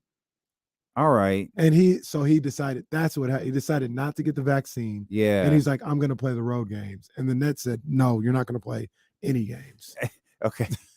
So one of the top 5 strangest things in recent NBA history was Kyrie Irving not being allowed to play for the Brooklyn Nets because he's not vaccinated. Meanwhile, he's sitting in the front row directly next to his bench. The year before was weird too. The year that the league shut down. That was the year he quit. Because he played the first 11 games of the season. Mm-hmm. Then he misses like a shade under 30. And then it's like he plays maybe 10 of the next 12. And then it's over. He's done. In February, he's done. He doesn't play again. Yeah, he shut himself down. That was so that time, and then there was a time, I forgot exactly when it was, but when he left, he took his PTO. Remember that? And he went to like his sister's birthday party. Yes. Yes. Those are the two like normal times where it was like, Kyrie, what are you doing, bro? Like, how are you doing this? LeBron took 2 weeks off. He did too. He went to the national champhup game. Was just needed to clear his mind. Just in the suite, like, go Zeke, go. Someone say he needed to clear his mind from Kyrie. While his team was struggling in Phoenix. I think that's where they were. I think he essentially was like, go Ohio State. I think he They're essentially losing by 25. told them, y'all figure it out. I'll see you in 2 weeks. Y'all figure it out. The point in this whole exercise is the conversation, go back to Jesse's question. Is it maybe a little overblown about Kyrie and his availability? You can make that argument. I still wouldn't trust Kyrie to be there. I definitely wouldn't trust him to be there 70 games. Would I trust him to be there 65 games? History kind of shows he probably will be there 65 games, but I wouldn't feel comfortable. So maybe in actuality, it's a little overblown. But I don't think all three of us here, we could take a poll. Like, you don't trust them to play 65 games next year, do you? 65? Yeah, I could see him playing 65. He played 60 last year, and he was suspended. Did he get hurt at all last year? I don't feel like he got hurt. I think so. But no, he did. He got hurt late. When he was with Dallas. He got hurt when he was with Dallas. And that's probably another 2 or 3 games. Yeah. So there's not even getting hurt, but they sat him out trying not to win. Well, so they only sat him, I think, 2, but he was hurt at the end of the Dallas run. It not like shut down for weeks hurt, but like miss a game here, there hurt. I think the last game he played was that Kings game. I think it was too, where he destroyed the Kings. He killed the Kings. The Kings lost to Kyrie and Kyrie only. It was incredible. Last game of the season. It was incredible. We had a watch party for it. It's the Kyrie Irving show. Yeah. So, maybe Jesse, you trust him to play 65 games? I don't think I trust Kyrie at all. I don't know what you're gonna get from Kyrie is my thing. Like, I don't know. He might play 65. You don't know what you're getting from is my biggest point. If I can round pandemic, I think you're fine. I think you're okay. If I can round up from 26.9 to 20 to 27, Kyrie's averaged 27 plus points the last 4 seasons. Ooh.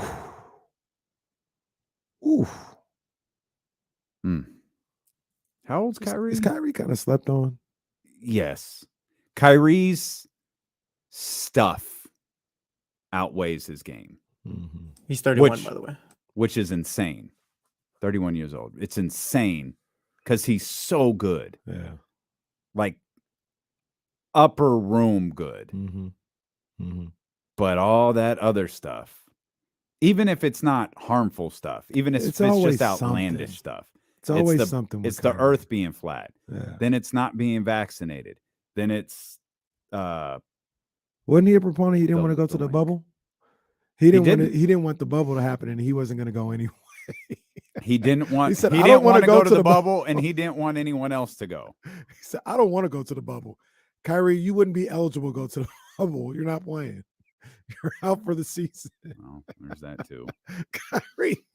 Kyrie, who wasn't going to be eligible to go because he wasn't playing, said, "I don't want to go to the bubble, sir.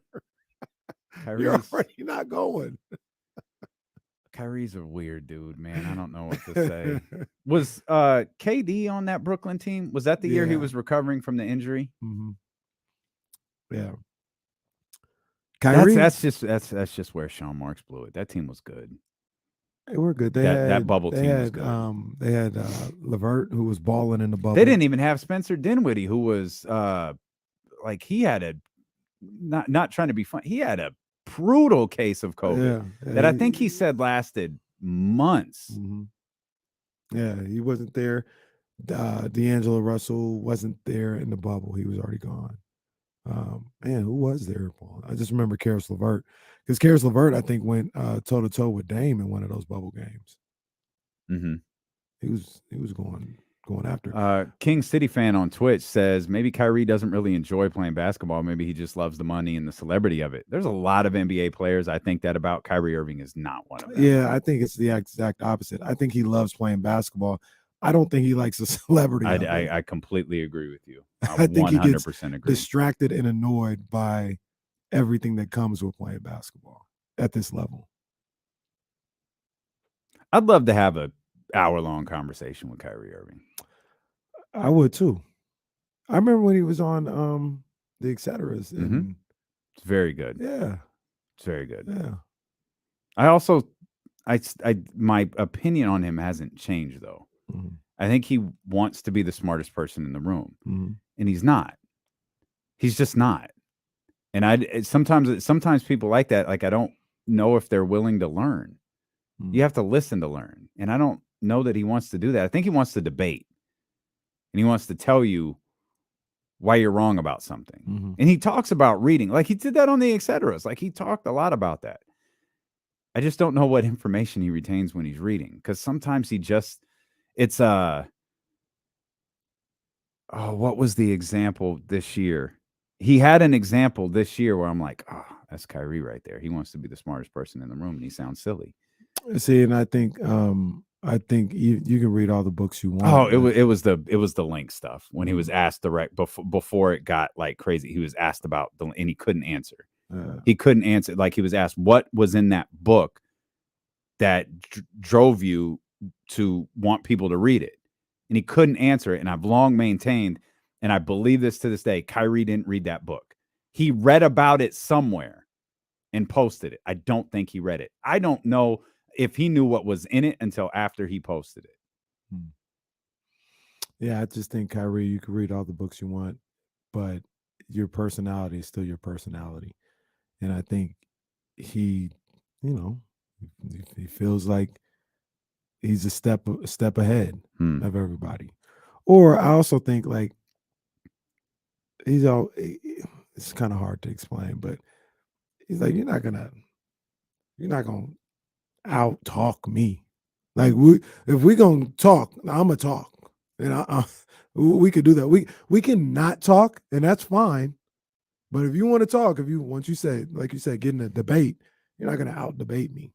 That's what not gonna. Even if like the other person has a good point or the right point, or he's got like he's not gonna concede. He's not gonna back down. Kyrie's last two games of the season. 41 points in a 132-130 loss against Atlanta. 31 points in a 123-119 win against Sacramento. Damn. felt like he had 41 against the Kings. I remember it felt like he had 31 points in the fourth quarter against Sacramento. Yeah. He hit one of the most ridiculous shots of the season in that game. I think Davion was on him, all over him. Pivot, fall away, touch nothing but the bottom of it. And it had like a massive arc. Yeah. Interesting dude, man. I wonder what happens with Kyrie, man. You talk about like a lot of these guys. Could he work in Miami? I think so. I do think he would work in Miami. Spoelstra. Yeah. Riles. Here's the thing. Here's the other thing about Kyrie, because people are like, nah, some people might be like, nah, he doesn't work there, or doesn't do this. I always continue to say, James Ham talks about it, you talk about it, I talk about it. The people who are around him seem to like him. Like he's not like a locker room killer in the sense of like people can't stand being around him. I don't know what it is. Like maybe he's just a good dude. I don't know. I don't know what it is, but the people around him seem to like Kyrie. So I think he could go into Miami. I mean, Eddie speaks really high of him. Like Eddie knows him better than any spent of a us lot of do. time with him over there. So I think he could go into Miami and, you know, play by the rules, do whatever he's got to do to be successful.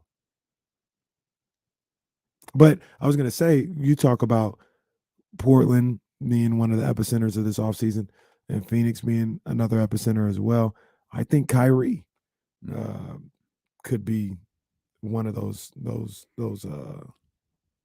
epicenters of the offseason.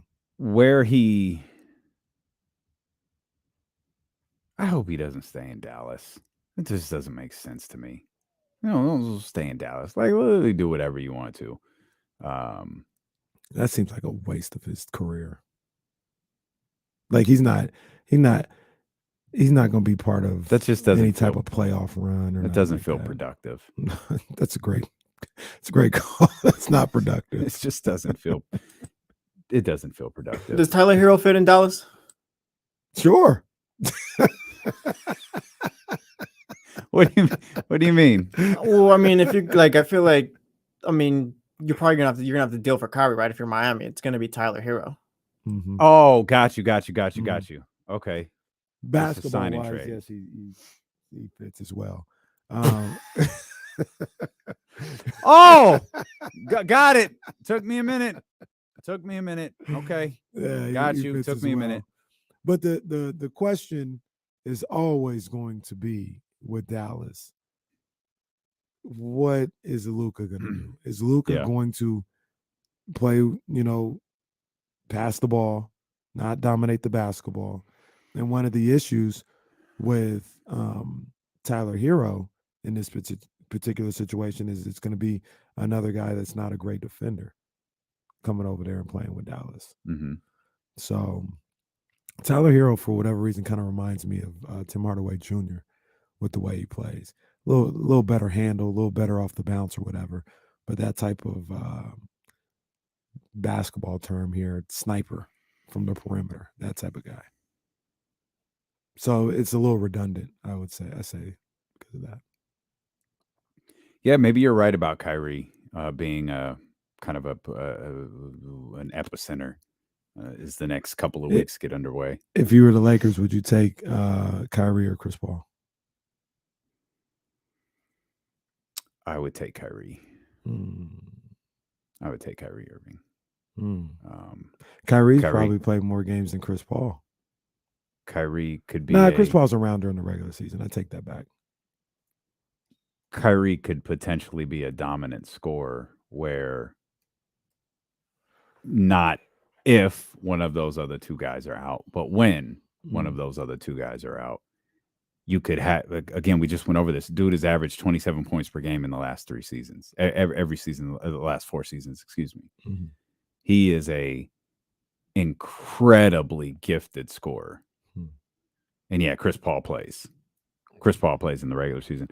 I'll do his. What do we do? We did 18 or 19. I think we did 19. Chris Paul, 264. Higher than them both. But damn, not that much higher. Yeah, look, I mean, 50, 59, 65, 70, and 70. Hmm. And I think one of those 70s is a 72-game season. It was the Oklahoma City year. Yeah, he plays. He plays in the regular season. He does. He just has the worst timed injuries in basketball. The absolute worst. Did he get hurt last year in the playoffs? I don't think so. I think they just straight lost against Dallas. Was that Phoenix? Mm-hmm. Yeah, no, they just got their butt kicked. They just lost. There were all sorts of bad rumors circulating around that, but he wasn't hurt. Here's another narrative buster, maybe. The last 3 playoffs, he's been there and he's played. Well, three of the last 4. Yeah, he got hurt this year. Yeah, but the 3 previous, OKC, they went to the finals with Phoenix. Yep. Last year, the one against Dallas, he was there. Wasn't he hurt the year Phoenix went to the final? He broke his thumb. Did he miss 2 games? Yeah, right. I think he missed against. He got hurt against Denver when they swept Denver. I think he got. He didn't miss the first 2 games of the finals. No, I feel like he missed. No, because he killed in game 1. Okay. I think he missed the first game of the Western Conference Finals. Okay. First game or 2. I feel like it was 2, but might have been 2. I'm not gonna. Might have been 2. You know what? I forgot about that Nugget series. Got swept by Phoenix. No Jamal Murray though. That's the year he got hurt. I'm trying to find the playoff stats. Don't mind me. CP3 was hurt in that year case he was talking about, but he played through it because he hurt it. He didn't miss any games. He hurt his shoulder in game 1 of the Western Conference Finals, and then he re-aggravated it again in game 5. But it says he played through it. But he was hurt though. Like he was playing hurt. He didn't miss any games that playoff series. Why? Where am I? Who missed 2 games then? I thought did he played all the games in the Western Conference Finals? I thought he got hurt in that game they swept Denver in, where he was phenomenal. He put Denver to bed in that game 4. That was sick. I think he had like 38 that game and had like 15 or 16 in the 4th quarter and put them to bed. Man, he has played a lot of playoff games. My goodness. Chris Paul, let's see. This is a mess. I don't even know what I'm looking at right now. What the hell I had it wrong. Looking at? They played the Clippers in the first round, right? Or in the West Conference Finals, right? So he did miss the first 2 games there. Okay. That feels better. All right, now that we've established I don't know if it feels better. Well, no, I knew he had missed correct. because we were talking about Chris Paul missing time. I'm just messing with you. Now I'm trying to read these statistics and can't. I don't even know what I'm looking at. So forget it. What would you do? Would you take Chris Paul over Kyrie if you were LA? I think I would take Kyrie. Yeah, I think so too. I think so. But I feel like here's the conundrum though, and then this isn't fair because I didn't ask you this question or give you this caveat. I think Chris Paul is cheaper and allows you to do more with your roster. Yeah, Kyrie's. I mean, I got you. I just think Kyrie's better. He is, and I think the Lakers need that. I still think the Lakers need that. Yeah. Since the 2019 postseason, besides the games that Chris Paul missed, this series only missed the 2, which were the Western Conference Finals in 2021. But he's been relatively healthy, I guess. But he's, yeah. So maybe the injuries are, well. But but you can't. I brought it up that they've been healthy, but you can't discount his entire career. He gets hurt every year in the playoffs. It seems like outside of those 3 years, every other year he's got a broken thumb, the hamstring, another hamstring. He's broken down in the playoffs. He's just gotten hurt at their biggest moments, whether it was the Clippers' biggest moments or the Rockets' biggest moments. He suffered an injury. And that's what do you even do with that information? It's timing. It's just horrible, horrible timing. It's not like someone who plays bad, where you go, man, when that light gets bright, that James star Harden. gets dim. That's exactly what it is. It's not James Harden. You point to James Harden failures and they simultaneously line up with the playoffs.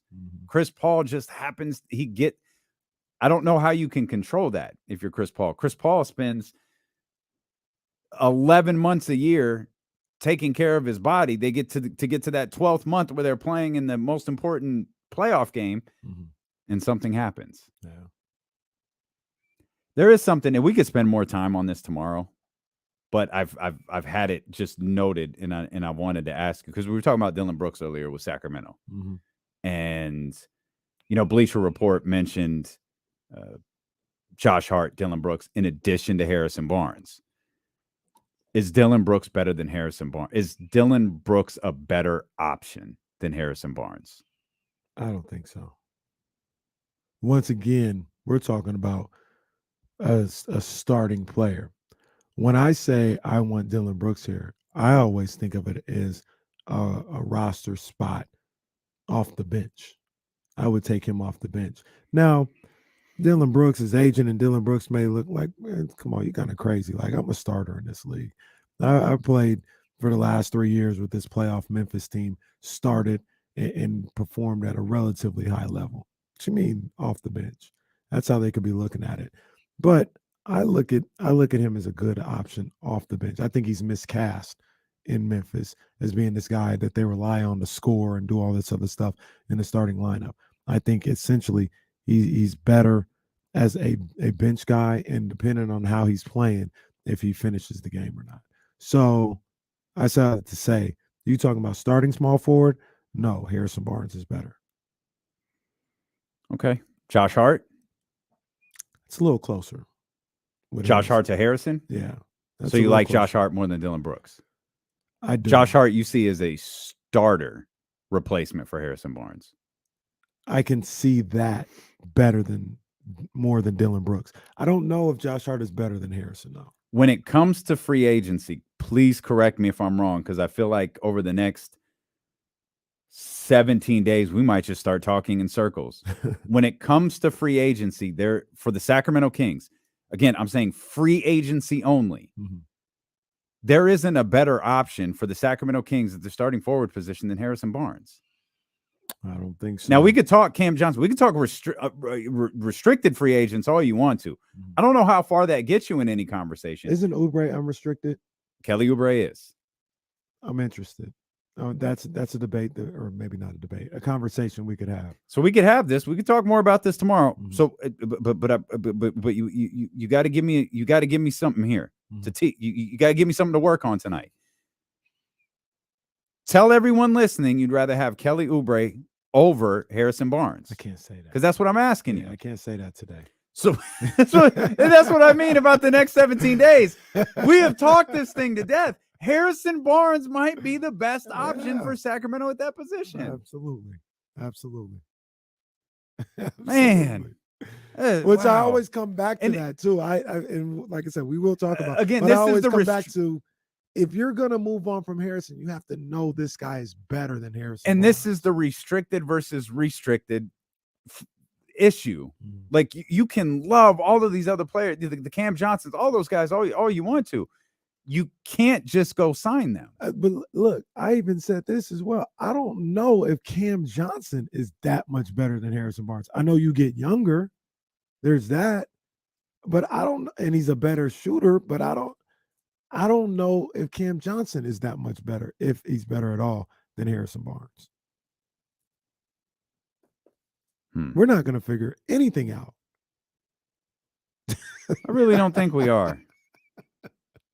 I don't think we're going to get to the bottom of any of this.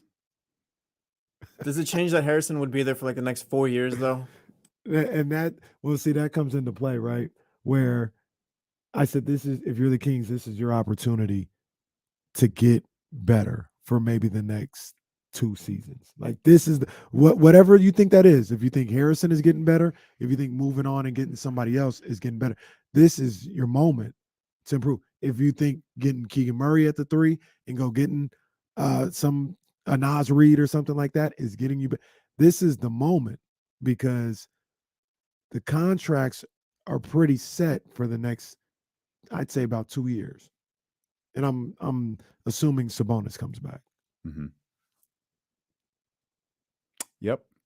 That's what we're going to do. We're going to talk this damn subject in circles. And in 17 days, we're just going to wind up back on Harrison Barnes. That's what we're going to do.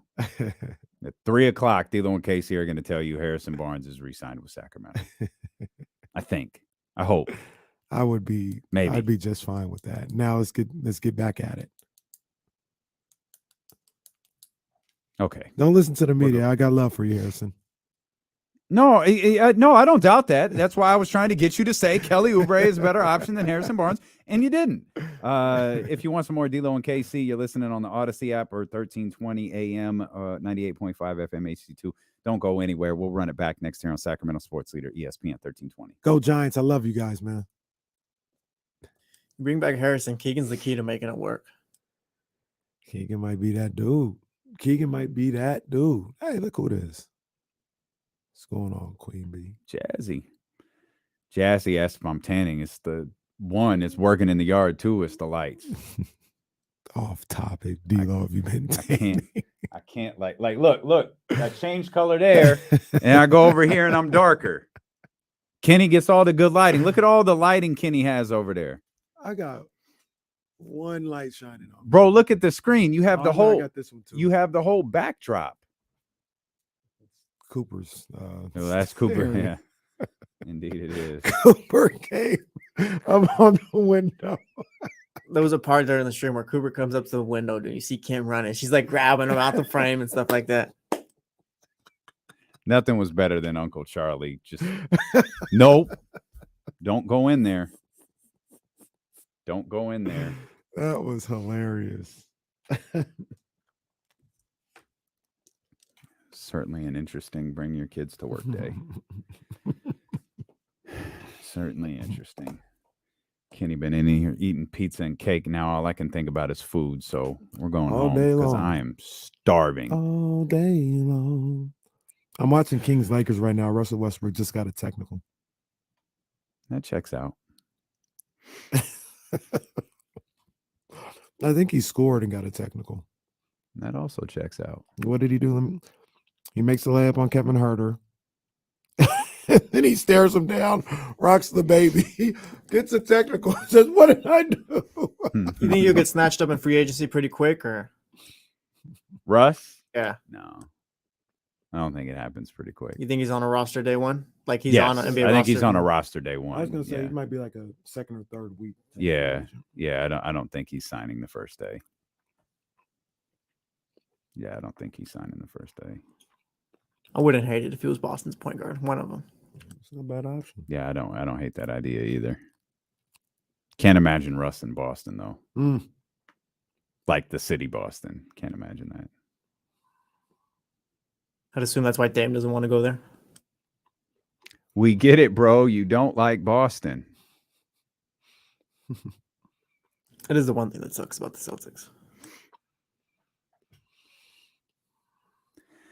All right, y'all. Huerter got a technical for talking back to Talking Russ. back to Russ. Hit the thumbs up before you guys go, man. We hope to see you back here tomorrow at noon. James Ham, definitely, and we'll work on a few other things. Appreciate you guys as always. Have a good one.